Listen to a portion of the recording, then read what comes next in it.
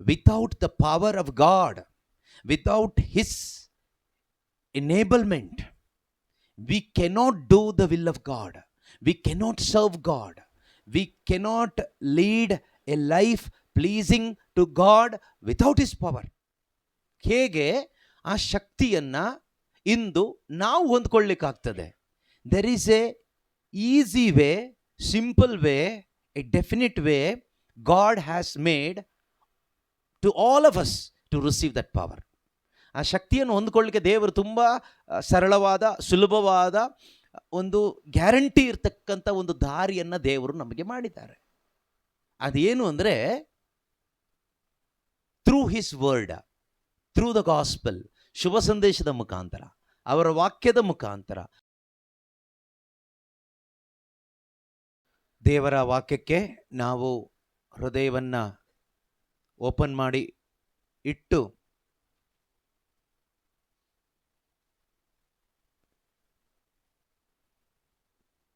ಒಂದು ದಾಹದಿಂದ ನಾವಾಗಿರೋಣ.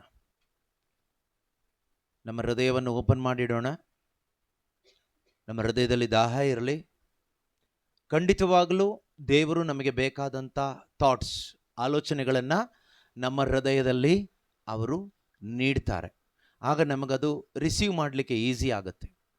ನಮ್ಮಲ್ಲಿ ದಾಹ ಇಲ್ಲದೆ ಇದ್ದರೆ, if you do not have thirst in your heart, ಹೃದಯದಲ್ಲಿ ದಾಹ ಇಲ್ಲದೆ ಇದ್ದರೆ ದೇವರು ಕೊಟ್ಟಂಥ ಆಲೋಚನೆಯನ್ನು ನಮಗೆ ರಿಸೀವ್ ಮಾಡಲಿಕ್ಕೆ ಆಗೋದಿಲ್ಲ. ದಾಹ ಇಲ್ಲದಿದ್ದವನಿಗೆ ನೀರು ಕೊಡೋದ್ರಿಂದ ಅದು ವೇಸ್ಟ್ ಆಗಿ ಹೋಗುತ್ತೆ. ದಾಹ ಇಲ್ಲದಿದ್ದವನಿಗೆ ಊಟ ಕೊಟ್ಟರೆ, ಹಸಿವೆ ಇಲ್ಲದಿದ್ದವನಿಗೆ ಊಟ ಕೊಟ್ಟರೆ ಅದು ವೇಸ್ಟ್ ಆಗಿ ಹೋಗುತ್ತೆ. ಎಷ್ಟು ಒಳ್ಳೆಯ ಊಟ ಕೊಟ್ಟರು, ಎಷ್ಟು ಒಳ್ಳೆಯ ನೀರು ಕೊಟ್ಟರು, ಅದು ಅವನಿಗೆ ತಿನ್ನಲಿಕ್ಕೂ ಕುಡಿಲಿಕ್ಕೂ ಆಗೋದಿಲ್ಲ. ಕಾರಣ, his body is not in the state of accepting it. That means there is no physical thirst and physical hunger. ಶಾರೀರಿಕವಾದ ಒಂದು ಹಸಿವು ಮತ್ತು ದಾಹ ಇಲ್ಲದೆ ಇದ್ದಾಗ ಅವರಿಗೆ ನೀವು ಎಷ್ಟು ಒಳ್ಳೆ ನೀರು ಕೊಡಿ, ಎಷ್ಟು ಒಳ್ಳೆಯ ಒಂದು ಪಾನೀಯ ಕೊಡಿ, ಎಷ್ಟು ಒಳ್ಳೆಯ ಒಂದು ಆಹಾರ ಕೊಡಿ, ಅವರು ಅದನ್ನು ತಿನ್ನಲಿಕ್ಕೆ ಇಷ್ಟಪಡೋದಿಲ್ಲ ಅಥವಾ ತಿನ್ನಲಿಕ್ಕೆ ಆಗೋದಿಲ್ಲ. ನೀವು ಅದನ್ನು ಅವ್ರ ಮುಂದೆ ಇಟ್ಟರೆ ಅದು ವೇಸ್ಟ್ ಆಗೋಗುತ್ತೆ. They cannot eat it, they cannot drink it, because they do not have the natural hunger and thirst. ಅದೇ ರೀತಿಯಲ್ಲಿ ಆಧ್ಯಾತ್ಮಿಕ ಜೀವನದಲ್ಲೂ ಕೂಡ ನಮ್ಮ ಮನಸ್ಸಿನ ಒಳಗಡೆ ನನಗೆ ದೇವರ ವಾಕ್ಯ ಬೇಕು, ನನಗೆ ಯೇಸು ಬೇಕು, ನನಗೆ ಪರಿಶುದ್ಧಾತ್ಮರು ಬೇಕು, ನನಗೆ ದೇವರ ಜ್ಞಾನ ಬೇಕು, ನನಗೆ ವಿಶ್ವಾಸ ಬೇಕು, ನನಗೆ ದೇವರ ಕೃಪೆ ಬೇಕು. ಈ ಒಂದು ಸ್ಪಿರಿಚುವಲ್ ಥರ್ಸ್ಟ್ ನಮ್ಮೊಳಗಡೆ ಇಲ್ಲದೆ ಇದ್ದರೆ ಈ spiritual things cannot be received in your heart. ದೇವರ ವಾಕ್ಯ ಆಧ್ಯಾತ್ಮಿಕವಾದದ್ದು. Okay, spiritual food, spiritual nourishment.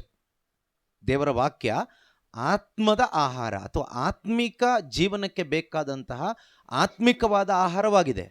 ಇದನ್ನು ನಮಗೆ ಸ್ವೀಕಾರ ಮಾಡಲಿಕ್ಕೆ ಆಗಬೇಕಾದ್ರೆ, ಇದರ ಒಂದು ಪವರ್ ನಮಗೆ ಎಕ್ಸ್ಪೀರಿಯನ್ಸ್ ಮಾಡಲಿಕ್ಕೆ ಆಗಬೇಕಾದ್ರೆ ನಮ್ಮ ಹೃದಯದಲ್ಲಿ ಆ ಸ್ಪಿರಿಚುವಲ್ ಆದ ಆಧ್ಯಾತ್ಮಿಕವಾದ ಒಂದು ಬಾಯಾರಿಕೆ ಬೇಕು, ಒಂದು ಹಸಿವು ಬೇಕು. I want to know Jesus, I want to come out of this sin. ಈ ಪಾಪದಿಂದ ನಾನು ಹೊರಗೆ ಬರಬೇಕು, ನಾನು ಯೇಸುವನ್ನು ಅರಿತುಕೋಬೇಕು, ನಾನು ಇನ್ನೂ ಹೆಚ್ಚಾಗಿ ಪವಿತ್ರಾತ್ಮ ಭರಿತನಾಗಬೇಕು, ನನಗಿನ್ನೂ ಹೆಚ್ಚಾಗಿ ದೇವರ ಕೃಪೆಯ ಅನುಭವ ಆಗಬೇಕು. ಈ ಒಂದು ದಾಹ ನಮ್ಮಲ್ಲಿರಲಿ. So keep your hearts open for the word of God. ದೇವರ ವಾಕ್ಯಕ್ಕಾಗಿ, ದೇವರ ಸ್ವರಕ್ಕಾಗಿ, ದೇವರ ಆಲೋಚನೆಗಳಿಗಾಗಿ ನಿಮ್ಮ ಹೃದಯವನ್ನು ಓಪನ್ ಮಾಡಿ ಅಟೆಂಟಿವ್ ಆಗಿರಿ. ವಾಕ್ಯ ಹೇಳುವ ಹಾಗೆ, son pay attention to my word ಅಲ್ವಾ? ಮಗನೇ, ನನ್ನ ನುಡಿಗಳಿಗೆ ಕಿವಿ ಕೊಡು. ಸೊ ಹೃದಯವನ್ನು ತೆರೆದಿಟ್ಟು ನಾವು ಕೂತ್ಕೊಳ್ಳೋಣ ದೇವರ ನುಡಿಗಳಿಗೋಸ್ಕರ, which is most important for all of us. ನಮ್ಮೆಲ್ಲರಿಗೂ ಅತಿ ಮುಖ್ಯವಾಗಿ ಬೇಕಾಗಿರ್ತಕ್ಕಂಥದ್ದು ಏನಾಗಿದೆ ಕೇಳಿದರೆ, ದೇವರ ನುಡಿಗಳು, word of God, nothing else, ಬೇರೆ ಯಾವುದೂ ಅಲ್ಲ. ಈಗ ನಮ್ಮ ಒಳಗಡೆ, ನಮ್ಮ ಮೈಂಡಲ್ಲಿ ಅನೇಕ ನುಡಿಗಳಿದೆ, ಅನೇಕ ಮಾತುಗಳಿದೆ. ಅವರು ಹೇಳಿದ್ದು, ಇವರು ಹೇಳಿದ್ದು, ನಾವು ಅಂದ್ಕೊಂಡಿದ್ದು ಎಲ್ಲ ಇದೆಯಾ? ನಮ್ಮ ಮೈಂಡಲ್ಲಿ ಇದೆಯಾ? ಇದೆ ಅಲ್ವಾ? ಅವ್ರು ಹೇಳಿದ್ದಿದೆ, ಇವರು ಹೇಳಿದ್ದಿದೆ, ನಮ್ಮ ಮೈಂಡ್ ಹೇಳೋದೇ ಇದೆ. ಇದೆಲ್ಲ ನಮ್ಮ ತಲೆಯಲ್ಲಿ ಇಟ್ಕೊಂಡ್ರೆ ಏನಾಗುತ್ತೆ? ತಲೆ ಭಾರ ಆಗುತ್ತೆ, ಜೀವನ ಮುಂದಕ್ಕೆ ಹೋಗೋದಿಲ್ಲ. ಕೆಲವೊಮ್ಮೆ ಸತ್ತೋಗ್ಬಿಡ್ಬೇಕು ಅನಿಸುತ್ತೆ, ಕೆಲವೊಮ್ಮೆ ನಮಗೆ ದಾರಿ ಕಾಣಿಸೋದಿಲ್ಲ. ಸೊ ಇದು ಯಾವುದು ನಮಗೆ ಮುಖ್ಯ ಅಲ್ಲ. None of these things are important. ಮುಖ್ಯ ಯಾವುದು ಕೇಳಿದ್ರೆ ದೇವರ ನುಡಿಗಳು. ಅದು ಮಾತ್ರನೇ ಮನುಷ್ಯನಿಗೆ ಮುಖ್ಯ. ಮನುಷ್ಯರಿಗೆ ಮುಖ್ಯ ದೇವರ ನುಡಿಗಳು.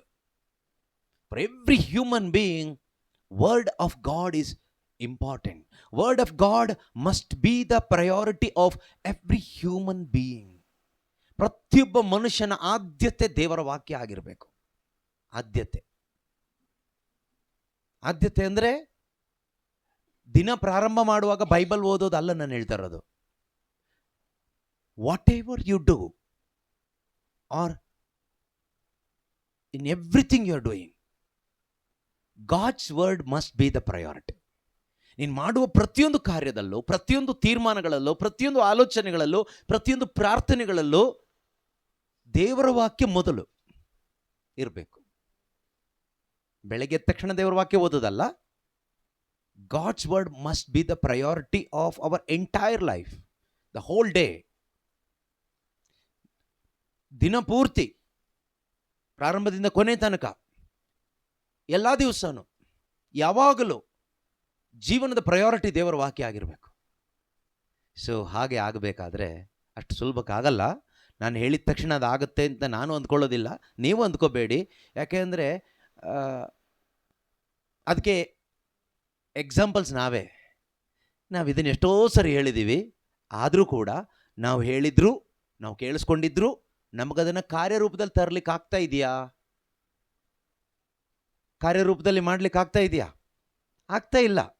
ನಮಗೆ ಗೊತ್ತು ಇದು ಸರಿ, this is truth, we have to do it, ಇದು ಸರಿ, ನಾವು ಇದನ್ನು ಮಾಡಬೇಕು ಅಂತ ನಮಗೆ ಗೊತ್ತು. ಆದರೆ ಕಾರ್ಯರೂಪದಲ್ಲಿ ಜೀವಿಸಲಿಕ್ಕೆ ನಮ್ಮಿಂದ ಸಾಧ್ಯ ಆಗ್ತಾ ಇದೆಯಾ? That is a question. ಆಗ್ತಾ ಇದೆಯಾ? ಆಗಬೇಕು ಅಲ್ವಾ? ಆಗಬೇಕು. ಕೇಳಿಸ್ಕೊಂಡಾಗಲ್ಲ ಆಮೇಲೆ ಹೇಳ್ತೀವಿ ಎಸ್ ಮಾಡಲೇಬೇಕು. ನಿನ್ನೆ ವಾಕ್ಯ ಕೇಳಿಸ್ಕೊಂಡಾಗ ಅನಿಸಿದ್ದೇನು? ಇದು ಮಾಡಲೇಬೇಕು. ಮೊನ್ನೆ ವಾಕ್ಯ ಕೇಳಿಸ್ಕೊಂಡಾಗ ಏನನ್ನಿಸ್ತು? ಇದು ಮಾಡಲೇಬೇಕು. ಕಳೆದ ವಾರ ವಾಕ್ಯ ಕೇಳಿಸ್ಕೊಂಡಾಗ ಏನನ್ನಿಸ್ತು? ಇದು ನಾನು ಮಾಡಲೇಬೇಕು. ಇದು ಮಾಡಲಿಲ್ಲ ಅಂದರೆ ಏನು ಪ್ರಯೋಜನ? ಏನು ಪ್ರಯೋಜನ ಇಲ್ಲ. ಎಲ್ಲ ನಮ್ಗೆ ಅರ್ಥ ಆಗುತ್ತೆ. ಕ್ವೆಶ್ಚನ್, ಮಾಡಲಿಕ್ಕೆ ಆಗ್ತಾ ಇದೆಯಾ? ಹಾಗೆ ಸ್ವಲ್ಪ ಇನ್ನೊಂದು ಸರಿ ಕೇಳಿದರೆ ಟ್ರೈ ಮಾಡ್ತಾ ಇದ್ದೀವಿ ಅಂತ ಹೇಳ್ತೀವಿ.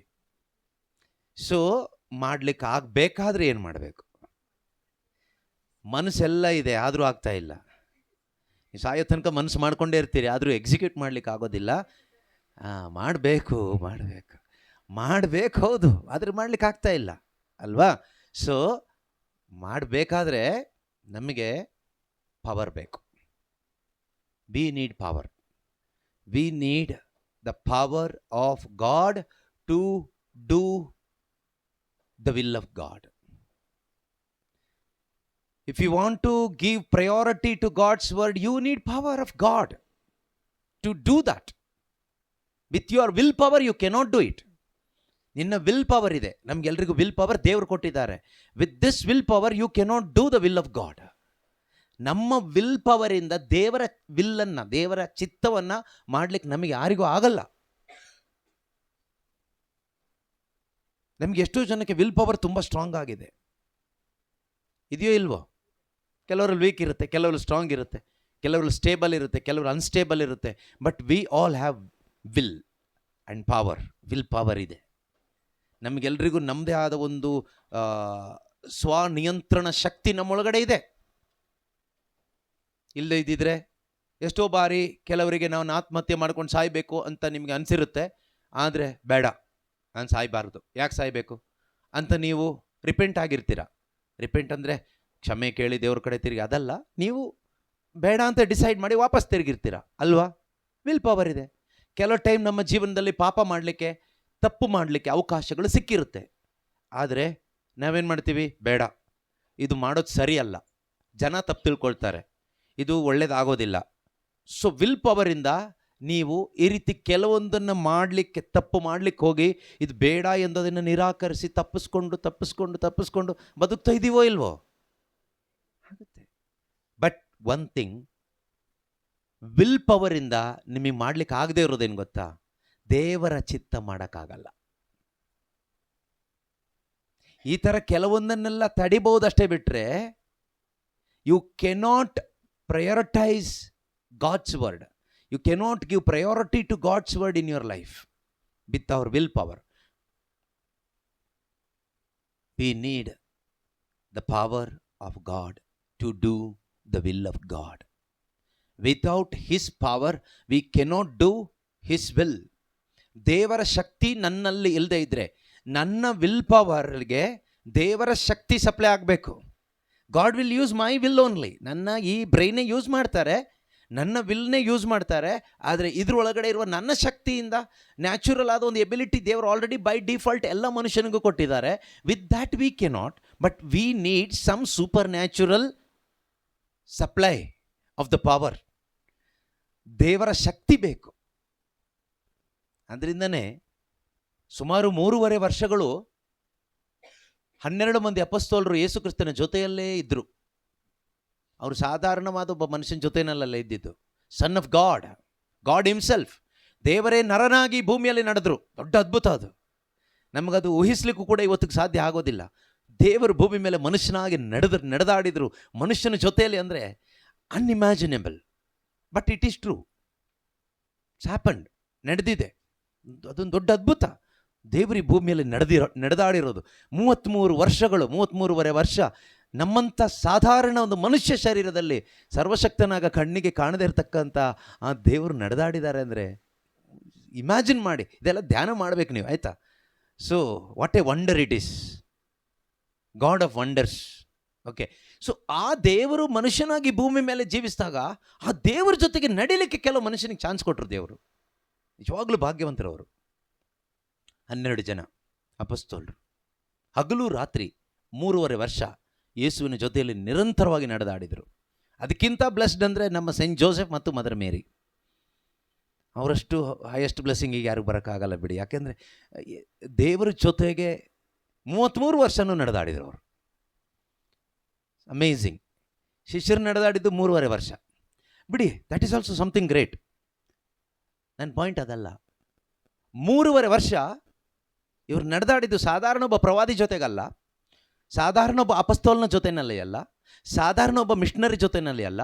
ಭೂಮಿಯನ್ನು ಸ್ವರ್ಗವನ್ನು ಉಂಟು ಮಾಡಿದ ಮನುಷ್ಯನ ಅಂತರಂಗವನ್ನು ಉಂಟು ಮಾಡಿದ, ಮನುಷ್ಯನನ್ನು ಜೋಡಿಸಿದ, ತಾಯಿಯ ಗರ್ಭದಲ್ಲೇ ಜೋಡಿಸಿದ ಸರ್ವಶಕ್ತನಾದ ದೇವರು ಮನುಷ್ಯನಾಗಿ ಬಂದು ಈ ಭೂಮಿಯಲ್ಲಿ ಜೀವಿಸುವಾಗ ಮನುಷ್ಯ ಪುತ್ರನಾದ ದೇವಕುಮಾರನ ಜೊತೆಯಲ್ಲಿ ಅವರು ನಡೆದಾಡಿದರೂ ಕೂಡ ಆ ದೇವರ ಇಚ್ಛೆಯನ್ನು ಮಾಡಲಿಕ್ಕೆ ಅವರಿಗೆ ಸಾಧ್ಯ ಆಗಲಿಲ್ಲ. ಯಾಕೆ? ದೇವರು ಅವರನ್ನು ಆರಿಸ್ಕೊಂಡಿದ್ದು ದೇವರ ಇಚ್ಛೆ ಮಾಡಲಿಕ್ಕೆ, ದೇವರ ಕಾರ್ಯ ಮಾಡಲಿಕ್ಕೆ. ಆದರೆ ಅವರು ಮಾಡಲಿಕ್ಕಾಗಿಲ್ಲ. ಎಲ್ಲಿವರೆಗೂ ಆಗಿಲ್ಲ ಅಂದರೆ, ಎಲ್ಲಿಯವರೆಗೂ ಅವರ ಒಳಗಡೆ ಪವರ್ ಬಂದಿಲ್ವೋ ಅಲ್ಲಿವರೆಗೂ ಅವ್ರ ಕೈಲಿ ಆಗಿಲ್ಲ. ದೇವರ ಜೊತೆಗೆ ನಡೆದವರಿಗೇನೆ ಆ ಶಕ್ತಿ ಸಿಗದೇ ಇದ್ದಿದ್ದರಿಂದ ದೇವರ ಕಾರ್ಯ ಮಾಡಲಿಕ್ಕೆ ಅಥವಾ ದೇವರ ಇಚ್ಛೆಯಂತೆ ಬದುಕಲಿಕ್ಕೆ, ದೇವರ ಮಹಿಮೆಗಾಗಿ ಬದುಕಲಿಕ್ಕೆ ಅವರಿಗೆ ಆಗಲಿಲ್ಲ. ಅದರ ಅರ್ಥ ಏನು ಅಂದರೆ, ಅದರ ಅರ್ಥ ಇಷ್ಟೇ simple. Without the power of God, without his enablement, we cannot do the will of God, we cannot serve God, we cannot lead a life pleasing to God without his power. ಅವರ ಶಕ್ತಿ ನಾನು ಹೊಂದಿಕೊಳ್ಳದೆ ಹೋದರೆ, ಅವರ ಶಕ್ತಿ ನನ್ನಲ್ಲಿ ನಾನು ತುಂಬಿಸಿಕೊಳ್ಳದೆ ಹೋದರೆ, ಅವರ ಇಚ್ಛೆಯಂತೆ ಬದುಕಲಿಕ್ಕೆ ನನಗಾಗೋದಿಲ್ಲ, ಅವರ ಮಾರ್ಗದಲ್ಲಿ ಬದುಕಲಿಕ್ಕೆ ನನಗಾಗೋದಿಲ್ಲ, ಅವರ ಆಲೋಚನೆಯಲ್ಲಿ ನನಗೆ ಬದುಕಲಿಕ್ಕೆ ಆಗೋದಿಲ್ಲ.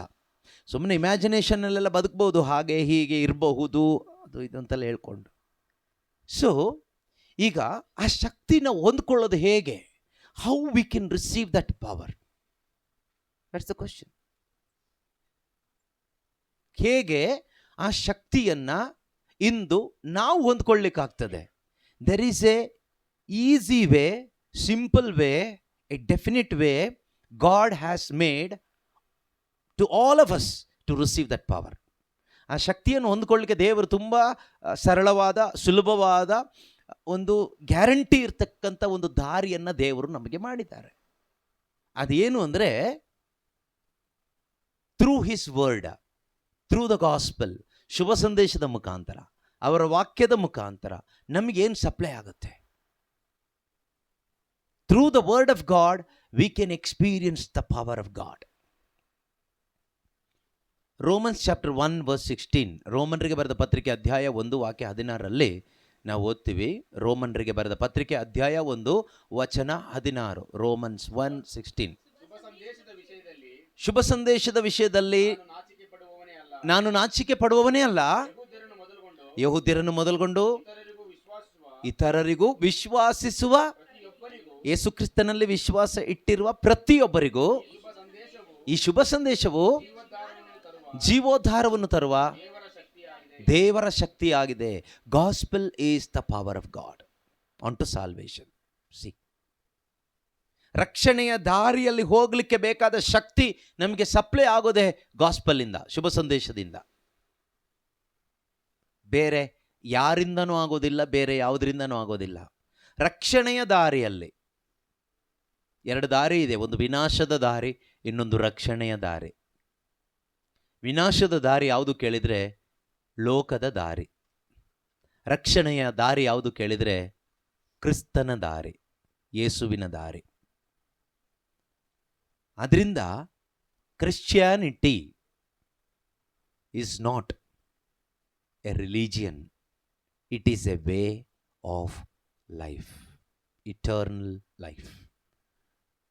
ಕ್ರೈಸ್ತ ಜೀವನ ಅಂದರೆ ಅದೊಂದು ಮಾರ್ಗವಾಗಿದೆ, ಇದೊಂದು ಜೀವನ ಮಾರ್ಗವಾಗಿದೆ, ಅಥವಾ ಜೀವನ ಶೈಲಿ ಅಂತ ಹೇಳ್ಬೋದು. ವೇ ಆಫ್ ಲೈಫ್ ಅದೊಂದು ಜೀವನ ಶೈಲಿ, ಅದು ಒಂದು ಧರ್ಮ ಅಲ್ಲ. ಇವತ್ತು ನಾವು ಕ್ರೈಸ್ತ ಧರ್ಮ ಅಂತ ಹೇಳಿ ಕ್ರೈಸ್ತ ಧರ್ಮದಲ್ಲಿ ಸೇರಿಕೊಂಡು ಧಾರ್ಮಿಕವಾಗಿ ಅನೇಕ ಕಾರ್ಯಗಳನ್ನ ಮಾಡ್ತಾ ಇದ್ದೀವಿ. ಅದರಿಂದ ನಮಗೆ ದೇವರ ಚಿತ್ತ ಮಾಡಲಿಕ್ಕೆ ಆಗೋದಿಲ್ಲ, ಅದರಿಂದ ದೇವರಿಗೆ ಮಹಿಮೆ ಉಂಟಾಗುವ ಜೀವನ ಜೀವಿಸ್ಲಿಕ್ಕೆ ಆಗೋದಿಲ್ಲ. ನಿಜವಾದ Christianity, true Christianity are the Bible Christianity is not at all A religion. ನಿಜವಾದ ಕ್ರೈಸ್ತತ್ವ, ಕ್ರೈಸ್ತ ಜೀವನ ಅಥವಾ ಬೈಬಲ್ನಲ್ಲಿರುವ ಕ್ರೈಸ್ತ ಜೀವನ, ಕ್ರೈಸ್ತತ್ವ ಒಂದು ಧಾರ್ಮಿಕತೆ ಅಲ್ಲ. ಒಂದು ಧಾರ್ಮಿಕತೆ ಅಂದರೆ ಏನು? ಧಾರ್ಮಿಕತೆ ಅಂದರೆ ಆ ಧರ್ಮಕ್ಕೆ ಸಂಬಂಧಪಟ್ಟ ಒಂದು ದೇವರಿರ್ತಾರೆ, ಆ ದೇವರಿಗೆ ಸಂಬಂಧಪಟ್ಟ ಪ್ರಾರ್ಥನೆಗಳು, ಆರಾಧನೆಗಳು, ಸಂಪ್ರದಾಯಗಳು, ಆಚಾರ ವಿಚಾರಗಳು, ABCD XYZ ಇನ್ನೇನೇನೋ ನೀವು ಮಾಡ್ಕೋಬೋದು, ಇದೆಲ್ಲ ಇರುತ್ತೆ. ಅದು ಧರ್ಮ ಮತ್ತು ಧಾರ್ಮಿಕತೆ. ಅದೇ ರೀತಿ ಕ್ರೈಸ್ತ ಧರ್ಮನೂ ಮಾಡ್ಕೊಂಡು ಬಿಟ್ಟಿದ್ದೀವಿ, ನಮಗೆ ಬೇಕಾದ ಕ್ರಿಸ್ತನನ್ನು ಮಾಡ್ಕೊಂಡು ಬಿಟ್ಟಿದ್ದೀವಿ. ಕ್ಯಾಥಲಿಕ್ಕಿಗೆ ಒಂದು ಜೀಸಸ್ ಇದ್ದಾರೆ, ಪ್ರೊಟೆಸ್ಟೆಂಟ್ಗೆ ಒಂದು ಜೀಸಸ್ ಇದ್ದಾರೆ, ಕರಿಸ್ಮ್ಯಾಟಿಕ್ ಅವರಿಗೆ ಇನ್ನೊಂದು ಜೀಸಸ್ ಇದ್ದಾರೆ, ನಾನ್ ಡಿನಾಮಿನೇಷನ್ ಅವರಿಗೆ ಇನ್ನೊಂದು ಜೀಸಸ್ ಇದ್ದಾರೆ. ಸೊ ಅದೇ ರೀತಿ ಬೇರೆ ಬೇರೆ ಡಿನಾಮಿನೇಷನ್ಗೆ ಬೇರೆ ಬೇರೆ ಹೋಲಿ ಸ್ಪಿರಿಟ್ಸು ಇದ್ದಾರೆ. ಒಂದೇ ಇರೋದಾಗಿದ್ದರೆ ಇವರೆಲ್ಲರೂ ಒಟ್ಟಿಗೆ ಒಡ ಹುಟ್ಟಿದವ್ರ ಥರ ಇರ್ಬೋದಾಗಿತ್ತು. ಎಲ್ಲರೂ ಜೀಸಸ್ ದೇ ಹೆಸರು ಹೇಳೋದು, ಎಲ್ಲರೂ ಹೇಳೋದು ಹೋಲಿ ಸ್ಪಿರಿಟ್ ಹೇಳಿದರು ಅಂತಾನೆ, ಎಲ್ಲರೂ ಹೇಳಿದ್ರು ಅಭಿಷೇಕ ಬಂತು ಅಂತಾನೆ. ಸೊ ಆದರೆ ಒಬ್ಬರನ್ನ ಕಂಡ್ರೆ ಒಬ್ರಿಗೆ ಆಗೋದಿಲ್ಲ, ಅದು ಬೇರೆ ಬೇರೆ ಜೀಸಸ್ ಇರೋದ್ರಿಂದ. ಜೀಸಸ್, ಟ್ರೂ ಜೀಸಸ್ ಒಬ್ಬರೇ ಇರೋದು. ಆ ಟ್ರೂ ಜೀಸಸ್ನ ಕಂಡುಹಿಡಿಬೇಕಂದ್ರೆ ಟ್ರೂ ಬೈಬಲ್ ಓದಬೇಕಾಗತ್ತೆ. ನೀವು ಬೈಬಲ್ ಓದಿದರೆ you will find the true Jesus through the word of God. ಅದು ಅವ್ರನ್ನೇ ಕೇಳಬೇಕು, ಅವರೆಲ್ಲ ಓದ್ತಾರೆ ಒಂದೊಂದು ಪುಸ್ತಕ. ಸೊ ಅದರಿಂದ ಇವತ್ತು ಅದೇ ಕನ್ಫ್ಯೂಷನ್ ಆಗ್ತಾ ಇರೋದು. ಈಗ ಯಾವ ಡಿನಾಮಿನೇಷನಲ್ಲಿರುವ ಜೀಸಸ್ ನಿಜವಾದ ಜೀಸಸ್ ಅಂತ ಕಂಡುಹಿಡಿತೀರಾ? ಯಾವ ಡಿನಾಮಿನೇಷನಲ್ಲಿರುವ ಹೋಲಿ ಸ್ಪಿರಿಟ್ ನಿಜವಾದ ಹೋಲಿ ಸ್ಪಿರಿಟ್ ಅಂತ ಕಂಡುಹಿಡಿತೀರಾ? ನಿಜ ಹೇಳಬೇಕಂದ್ರೆ ಯಾವ ಹೋಲಿ ಸ್ಪಿರಿಟ್ಟು ಅಥವಾ ನಿಜವಾದ ಹೋಲಿ ಸ್ಪಿರಿಟ್ ಈ ಡಿನಾಮಿನೇಷನಲ್ಲಿ ಸೇರ್ಕೊಳ್ಳೋದಿಲ್ಲ, ಅದು ವಿಶ್ವಾಸಿಯ ಹೃದಯದೊಳಗಡೆ ಇರುತ್ತೆ. The true Holy Spirit will not stay in any denomination. The true Holy Spirit will stay in the body of Christ. ಯೇಸು ಕ್ರಿಸ್ತನ ದೇಹದಲ್ಲಿ ಸೇರ್ತಾರೆ ನಿಜವಾದ ಪರಿಶುದ್ಧಾತ್ಮರು. ಯೇಸುವಿನ ದೇಹದಲ್ಲಿರುವ ಒಬ್ಬ ವಿಶ್ವಾಸಿ ನೀನಾದರೆ ನಿನ್ನೊಳಗಡೆ ನಿಜವಾದ ಪವಿತ್ರಾತ್ಮ ಇರ್ತಾರೆ. ನಿಜವಾದ ಪವಿತ್ರಾತ್ಮ ಇರ್ತಕ್ಕಂಥ ಒಬ್ಬ ಕ್ರೈಸ್ತ ವಿಶ್ವಾಸಿ ನೀನಾದರೆ you can accept anybody and everybody. ನಿನಗೆಲ್ಲರನ್ನೂ ಅಂಗೀಕರಿಸ್ಲಿಕ್ಕಾಗುತ್ತೆ, ಎಲ್ಲರನ್ನೂ ಸ್ವೀಕಾರ ಮಾಡಲಿಕ್ಕಾಗುತ್ತೆ, ಎಲ್ಲರನ್ನೂ ಪ್ರೀತಿ ಮಾಡಲಿಕ್ಕಾಗುತ್ತೆ, ಎಲ್ಲರ ಜೊತೆನಲ್ಲೂ ಸ್ನೇಹದಿಂದ ಬದುಕಲಿಕ್ಕಾಗತ್ತೆ, ಬಾಂಧವ್ಯ ಇಟ್ಕೊಳ್ಲಿಕ್ಕಾಗತ್ತೆ. ಅದರ ಅರ್ಥ ಎಲ್ರದ್ದು ಇಷ್ಟ ಸಿದ್ಧಿ ಮಾಡ್ತಾ ಹೋಗ್ಬೇಕು, ಅವ್ರು ಹೇಳೋದಕ್ಕೆಲ್ಲ ಎಸ್ ಹೇಳ್ತಾ ಹೋಗ್ಬೇಕು ಅಂತ ಅಲ್ಲ. ಎಲ್ಲರಿಗೂ ಒಳ್ಳೇದು ಮಾಡ್ಲಿಕ್ಕಾಗತ್ತೆ. ಯೇಸು ಎಲ್ಲರಿಗೂ ಒಳ್ಳೇದು ಮಾಡ್ತಾ ಬದುಕಿದ್ರು. ಯಾಕೆ? ಅವರಲ್ಲಿ ಪವಿತ್ರಾತ್ಮನ ಶಕ್ತಿ ಇದ್ದು. ಒಂದು ವಾಕ್ಯ ಇದೆ ಅಲ್ವಾ, ಆಕ್ಟ್ಸ್ 5:32ನ 10:38. ಓಕೆ, ಪ್ರೇಷಿತರ ಕಾರ್ಯಕಲಾಪ 10ನೇ ಅಧ್ಯಾಯ ಅಮ್ಮ.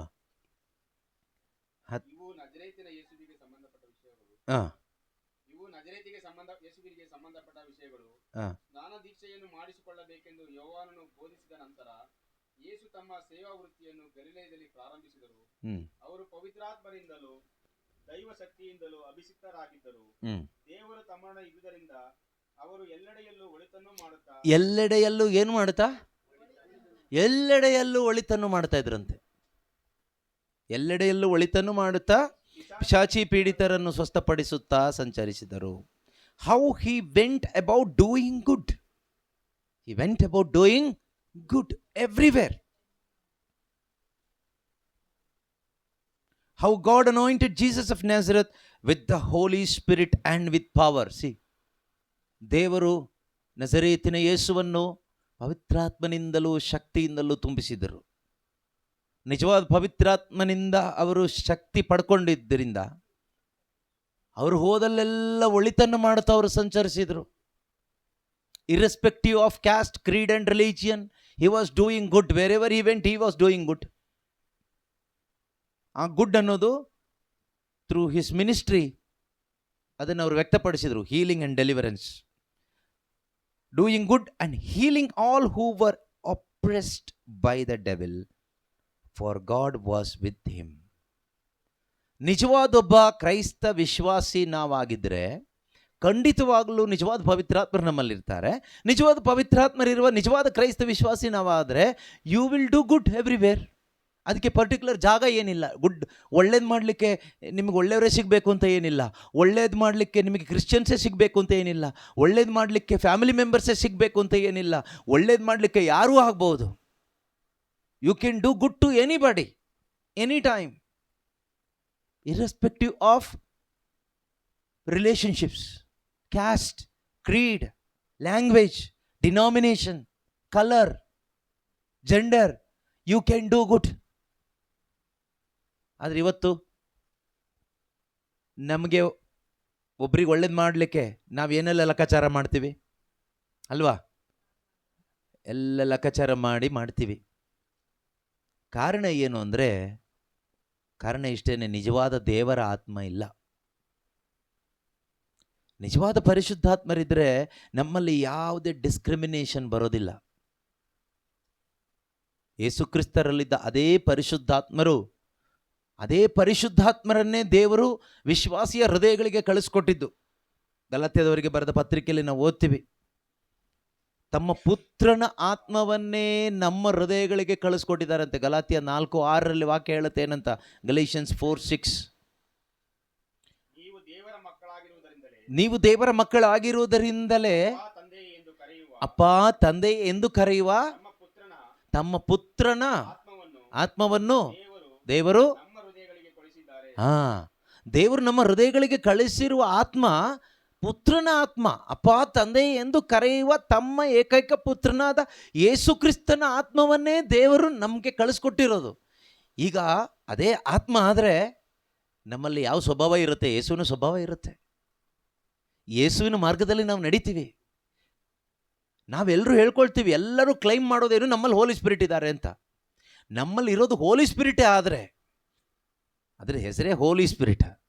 ಬಟ್ ನಮಗೆ ಹೋಲಿಯಾಗಿ ಬದುಕಲಿಕ್ಕೆ ಆಗ್ತಾ ಇಲ್ಲ ಅಂತ ಹೇಳ್ತೀವಿ. Then what kind of spirit we have? You are claiming that you have the Holy Spirit, but you are not able to lead a holy life. Then what kind of spirit is that? ನಾವು ಹೇಳ್ತೀವಿ ನಮ್ಮಲ್ಲಿ ಪರಿಶುದ್ಧವಾದ ಆತ್ಮ ಇದ್ದಾರೆ, ಪವಿತ್ರ ಆತ್ಮರು ನಮ್ಮಲ್ಲಿದ್ದಾರೆ, ಆದರೆ ಪವಿತ್ರ ಜೀವನ ಜೀವಿಸ್ಲಿಕ್ಕೆ ಆಗ್ತಾ ಇಲ್ಲ. ಮತ್ತು ಯಾವ ಆತ್ಮ ನಿನ್ನಲ್ಲಿರೋದು? ಹಾಗಾದರೆ ನಿನ್ನಲ್ಲಿರೋದು ಯೇಸು ಕ್ರಿಸ್ತನಲ್ಲಿದ್ದ ಅದೇ ಪವಿತ್ರ ಆತ್ಮ ಆದರೆ ಆ ಪವಿತ್ರ ಆತ್ಮನಿಗೆ ಶಕ್ತಿ ಇಲ್ಲ ಅಂತ ಹೇಳ್ತಾ ಇದೆಯಾ? ನಿನ್ನಲ್ಲಿರ್ತಕ್ಕಂಥದ್ದು ಯೇಸು ಕ್ರಿಸ್ತನಲ್ಲಿರ್ತಕ್ಕಂಥ ಅದೇ ಪರಿಶುದ್ಧ ಆತ್ಮ ಆದರೆ ಯೇಸು ಜೀವಿಸಿದಾಗೆ ಜೀವಿಸ್ಲಿಕ್ಕೆ ಆಗ್ಬೋದಲ್ವಾ? ಹಾಗಾದರೆ ಪರಿಶುದ್ಧ ಜೀವನವೇ ಕ್ರೈಸ್ತ ಜೀವನ. ವಾಟ್ ಈಸ್ ಕ್ರಿಶ್ಚಿಯನ್ ಲೈಫ್ ಕೇಳಿದರೆ that is holy life. Not human way of holiness, God's way of holiness. ಮಾನುಷಿಕವಾದ ಒಂದು ಪರಿಶುದ್ಧತೆ ಅಲ್ಲ, ದೈವಿಕ ಪರಿಶುದ್ಧತೆ. What is that? ಅದೇನು ಅಂದರೆ, ಕಳೆದ ದಿವಸ ನಾನೊಂದು ಎಕ್ಸಾಂಪಲ್ ಹೇಳಿದೆ.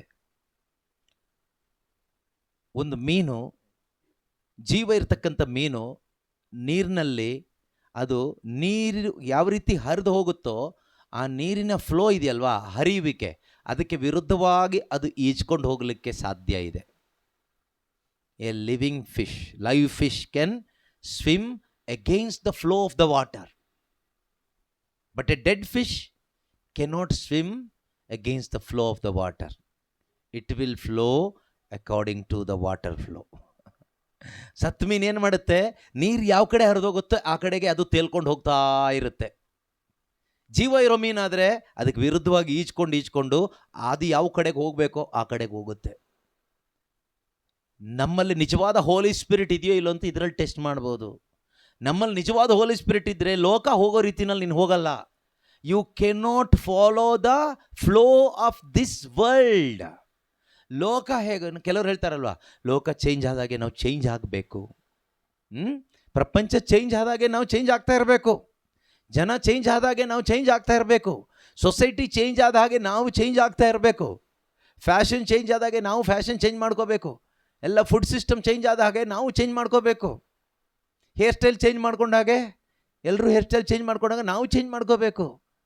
ಕರೆಕ್ಟಾ? ಮನುಷ್ಯ ಚೇಂಜ್ ಮಾಡಿ ದೇವ್ರನ್ನೇ ಚೇಂಜ್ ಮಾಡ್ತಾನೆ, ಅದು ಗೊತ್ತಾ ನಿಮಗೆ?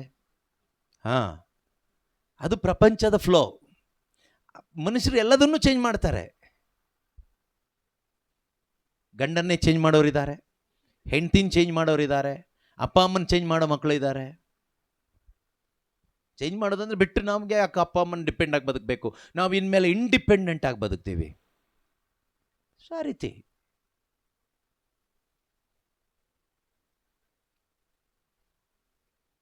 ಮೈಕೆಲ್ ಜಾಕ್ಸನ್ ಬಗ್ಗೆ ಕೇಳಿದ್ದೀರಾ? ಅವನೇನು ಚೇಂಜ್ ಮಾಡ್ಕೊಳ್ತಾ ಇದ್ದ? ಅವನು ಸ್ಕಿನ್ ಕಲರ್ ಚೇಂಜ್ ಮಾಡ್ಕೊಳ್ತಾ ಇದ್ದ ಅವಾಗ ಅಲ್ವಾ? ಈ ಕಪ್ಪಗೆ ಯಾಕಿರಬೇಕು ಅಂತ ಬೆಳ್ಳಗೆ ಮಾಡ್ಕೊಳ್ತಿದ್ದ, ಬೆಳ್ಳಗೆ ಯಾಕಿರಬೇಕು ಅಂತ ಕೆಂಪಗೆ ಮಾಡ್ಕೊಳ್ತಿದ್ದ. ಸೊ ಅವನು ಅವಾಗ ಅದೇ ರೀತಿ, ಹೆಚ್ಚು ಕಡಿಮೆ ಎಲ್ಲರೂ ಅದೇ ಕ್ಯಾಟಗರಿಯಲ್ಲಿ ಇರ್ತೀವಿ. ಈ ರೀತಿ ಬೇರೆ ಬೇರೆ. ನಾವು ಈ ಹಳೆ ಮನೇಲಿ ಎಷ್ಟು ದಿನ ಅಂತ ಇರೋದು?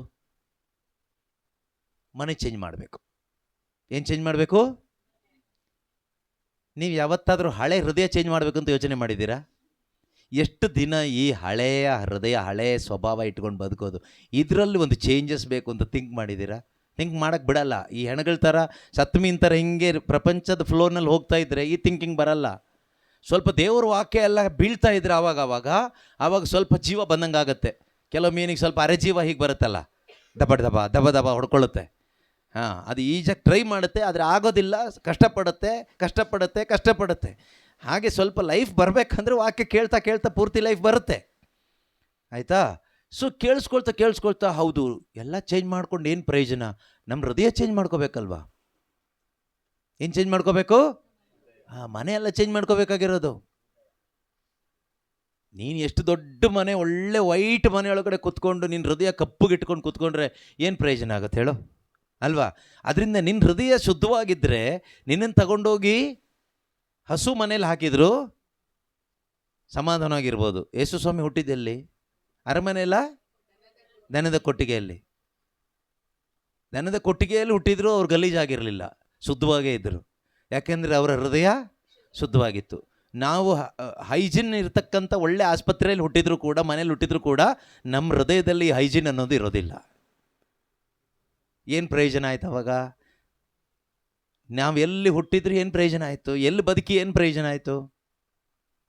ಎಷ್ಟು ಹೈಜಿನ್ ಮೇಂಟೈನ್ ಮಾಡಿದ್ರು, ಎಕ್ಸ್ಟರ್ನಲ್ ಹೈಜಿನ್ ಮೇಂಟೈನ್ ಮಾಡಿದ್ರು, ನಿನ್ನ ಹಾರ್ಟ್ ಕಂಡೀಷನ್ ಸರಿ ಇಲ್ಲದೆ ಇದ್ದರೆ ಸಹೋದರ ಸಹೋದರಿ ಏನು ಪ್ರಯೋಜನ ಆಯಿತು? ಇದು ಸರಿ ಮಾಡೋದು ಯಾರು? How? We need the power of the Holy Spirit. ಪವಿತ್ರ ಆತ್ಮನ ಶಕ್ತಿ ನಮಗೆ ಬೇಕು. ಈ ಪವಿತ್ರ ಆತ್ಮನ ಶಕ್ತಿ ನಮಗೆ ಸಪ್ಲೈ ಆಗೋದು through the word of God. John 6:33 ಯೇಸು ಹೇಳ್ತಾರೆ, ನಾನು ನಿಮ್ಮೊಡನೆ ಆಡಿದ ಮಾತುಗಳು ದೇವರ ಆತ್ಮವನ್ನು ನಿಮ್ಮಲ್ಲಿಗೆ ಬರಮಾಡುತ್ತೆ. See, every word you are listening, bringing the life of God, the power of God into your life. ನಾವು ಆಲಿಸ್ತಿರ್ತಕ್ಕಂಥ ಪ್ರತಿಯೊಂದು ವಾಕ್ಯ ಇದು ಸುಮ್ಮನೆ ಏನೋ ಒಂದು ಲೋಕದ ಮಾತುಗಳಲ್ಲ. These are not the lofty words of human wisdom. ಇದು ಮನುಷ್ಯ ಜ್ಞಾನದಿಂದ ಬಂದಂಥ ಒಳ್ಳೆಯ ಟಾಪ್ ಕ್ಲಾಸ್ ವರ್ಡ್ಸ್ಗಳಲ್ಲ. These are the words of God from the Holy Spirit. ಪರಿಶುದ್ಧ ಆತ್ಮನ ಮುಖಾಂತರವಾಗಿ ಬಂದಂಥ ದೇವರ ವಾಕ್ಯಗಳಿದು. It can penetrate into our heart. ಅದು ನಮ್ಮ ಹೃದಯದ ಒಳಗಡೆ ಹೋಗಿ ಚುಚ್ಚುತ್ತೆ, ಅದನ್ನು ಕ್ಲೀನ್ ಮಾಡುತ್ತೆ, ಅದನ್ನು ಬಲಪಡಿಸುತ್ತೆ, ಅದನ್ನು ಹೀಲ್ ಮಾಡುತ್ತೆ, ಸೌಖ್ಯಪಡಿಸುತ್ತೆ. ಅದರಲ್ಲಿ ಏನಿದೆ? ಇದಿದೆ, ಓದಿ. ನಾನು ನರಮಾಂಸದಿಂದ, ಯೋವಾನ 6:63, ಜಾನ್ 6:63, ಯೋವಾನನು ಬರೆದ ಶುಭ ಸಂದೇಶ 6ನೇ ಅಧ್ಯಾಯ 63ನೇ ವಾಕ್ಯ. ಸಜೀವವನ್ನು ಕೊಡುವಂಥದ್ದು ದೇವರ ಆತ್ಮವೇ, ನರಮಾಂಸದಿಂದ ಸಜೀವ ಕೊಡುವಂಥದ್ದು, ಶಕ್ತಿ ಕೊಡುವಂಥದ್ದು ದೇವರ ಆತ್ಮ. ನರಮಾಂಸದಿಂದ ನರಮಾಂಸ ತಿನ್ನೋದ್ರಿಂದ ಏನು ಪ್ರಯೋಜನ ಇಲ್ಲ ಅಂತ ಯೇಸೊಮ್ಮೆ ಹೇಳ್ತಾರೆ, ನನ್ನ ಶರೀರ ತಿನ್ನಬೇಕು ಕುಡಿಬೇಕು ಅಂತ. ಅಲ್ಲ, ಹಂಗೆ ಹೇಳಿದ್ರು, ಇಲ್ಲಿ ನೋಡಿದ್ರೆ ಹಿಂಗೆ ಹೇಳ್ತಿದ್ದಾರೆ ಅಲ್ವಾ? ಕನ್ಫ್ಯೂಷನ್ ಏನು ಮಾಡ್ಕೋಬೇಡಿ. ಫೈನಲ್ ಕನ್ಕ್ಲೂಷನ್ ಇಷ್ಟೇ. ಕನ್ಕ್ಲೂಷನ್ ಏನು? ನಾನು ನಿಮ್ಮೊಡನೆ ಆಡಿದ ಮಾತುಗಳು ಜೀವದಾಯಕ, ದೇವರ ಆತ್ಮವನ್ನು ತರುತ್ತದೆ. Praise the Lord. My word brings life and spirit. ದೇವರ ಮಾತುಗಳು, ಯೇಸುವಿನ ಮಾತುಗಳು ನಮ್ಮೊಳಗಡೆ ದೇವರ ಶಕ್ತಿಯನ್ನು, ದೇವರ ಜೀವವನ್ನು ತಂದುಕೊಡ್ತದೆ. ದೇವರ ಮಾತುಗಳು, ಶುಭ ಸಂದೇಶ, ಗಾಸ್ಪೆಲ್, ಶುಭ ಸಂದೇಶ ನಮ್ಮೊಳಗಡೆ ಏನು ತಂದುಕೊಡುತ್ತೆ ಅಂದರೆ ಹೋಲಿ ಸ್ಪಿರಿಟ್ ಪವರ್ನ ಫಿಲ್ ಮಾಡುತ್ತೆ. ನಮಗೆ ಈ ಪವಿತ್ರಾತ್ಮ ಭರಿತ ಜೀವನ ಯಾಕೆ ಜೀವಿಸ್ಲಿಕ್ಕೆ ಆಗ್ತಾ ಇಲ್ಲ? ಪ್ರಾಣಿಗಳ ಥರ ಬದುಕಲಿಕ್ಕೆ ಆಗ್ತಾ ಇದೆ. ಕ್ರೈಸ್ತರಾಗಿದ್ದರೂ ಕೂಡ we are like animals, many of us. ಅಂದರೆ ಅನಿಮಲ್ಸ್ ಅಂದರೆ ಏನರ್ಥ? ಅದಕ್ಕೆ ಏನೂ ಇಲ್ಲ, ಅದು ಸುಮ್ಮನೆ ತಿಂದು ಕುಡಿದು ಎಲ್ಲ ಒಂದು ಕಡೆ ಸಗಣಿ ಹಾಕಿ ಎಲ್ಲ ಒಂದು ಕಡೆ ಮಲ್ಕೊಂಡು ಅಲ್ಲೊಂದು 4 ಮಕ್ಕಳ ಮರಿ ಆಯಿತು, ಹೀಗೆ ಅದು ಕೋರ್ಸ್ ಕಂಪ್ಲೀಟ್ ಆಗಿ ಸತ್ತೋಗುತ್ತೆ. ಅದಕ್ಕೆ ಬೇರೆ ಏನೂ ಇಲ್ಲ. ನಮಗೆ ಸ್ವಲ್ಪ ಬುದ್ಧಿ ಇದೆ, ನಾವು ಸ್ವಲ್ಪ ದುಡ್ಡೆಲ್ಲ ಮಾಡ್ತೀವಿ, ಒಳ್ಳೆ ಮನೆ ಬಟ್ಟೆ ಎಲ್ಲ ಇರುತ್ತೆ, ಸೊ ಅಷ್ಟೇ ಬಿಟ್ಟರೆ ಬೇರೆ ವ್ಯತ್ಯಾಸ ಏನಿಲ್ಲ. ಕ್ವಶನ್ ಇದು ನಿಮಗೆ ನೀವು ಕೇಳಿಸ್ಕೊಳ್ಳಿ. Do I have A personal intimate relationship with my creator god? ನನಗೆ ನನ್ನನ್ನು ಸೃಷ್ಟಿ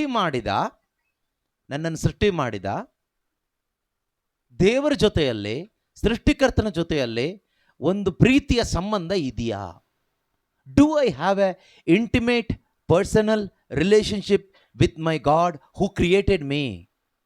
ನನ್ನನ್ನು ಸೃಷ್ಟಿ ಮಾಡಿದ ಸರ್ವಶಕ್ತನಾದ ದೇವರ ಜೊತೆಯಲ್ಲಿ ನನಗೆ ಒಂದು ವೈಯಕ್ತಿಕವಾದ ಪ್ರೀತಿಯ ಸಂಬಂಧ ಇಟ್ಕೊಂಡು ಬದುಕಲಿಕ್ಕೆ ನನಗೆ ಸಾಧ್ಯ ಆಗ್ತಾ ಇದೆಯಾ? ಇಲ್ಲದೆ ಇದ್ದರೆ ನನ್ನ ಜೀವನ ಪ್ರಾಣಿಯ ಜೀವನ. ಇಲ್ಲದೆ ಇದ್ದರೆ ನನ್ನ ಜೀವನಕ್ಕೂ ಸಾಕು ಪ್ರಾಣಿ ಇರ್ಬೋದು, ಅಥವಾ ಕಾಡು ಪ್ರಾಣಿ ಇರ್ಬೋದು, ಎನಿ ಪ್ರಾಣಿ ಇರ್ಬೋದು, ಆ ಪ್ರಾಣಿ ಜೀವನಕ್ಕೂ ನನ್ನ ಜೀವನಕ್ಕೂ ಏನು ದೊಡ್ಡ ವ್ಯತ್ಯಾಸ ಇಲ್ಲ. ಪ್ರಾಣಿಗೆ ಎಜುಕೇಷನ್ ಇರೋದಿಲ್ಲ ಅಷ್ಟೇ, MBBS ಅಂತೆಲ್ಲ ಡಿಗ್ರಿ ಇರೋದಿಲ್ಲ, BCom ಯಾವುದು ಮಾಡಲಿಕ್ಕೆ ಅದಕ್ಕೆ ಗೊತ್ತಿಲ್ಲ. ನಮ್ಗೆ ಅದೆಲ್ಲ ಗೊತ್ತಿರುತ್ತೆ. That is the only difference. ಅದಕ್ಕೆ ನಮ್ಮ ಹಾಗೆ ಒಳ್ಳೊಳ್ಳೆ ಬಟ್ಟೆ, ಬ್ರ್ಯಾಂಡೆಡ್ ಬಟ್ಟೆ ಸೆಲೆಕ್ಟ್ ಮಾಡಲಿಕ್ಕೆ, ಮೊಬೈಲ್ ಫೋನ್ ಸೆಲೆಕ್ಟ್ ಮಾಡಲಿಕ್ಕೆ, ಯೂಟ್ಯೂಬ್ ಸರ್ಚ್ ಮಾಡಲಿಕ್ಕೆಲ್ಲ ಗೊತ್ತಿಲ್ಲ. ಬಟ್ ನಮಗದು ಗೊತ್ತು ಅಷ್ಟೇ.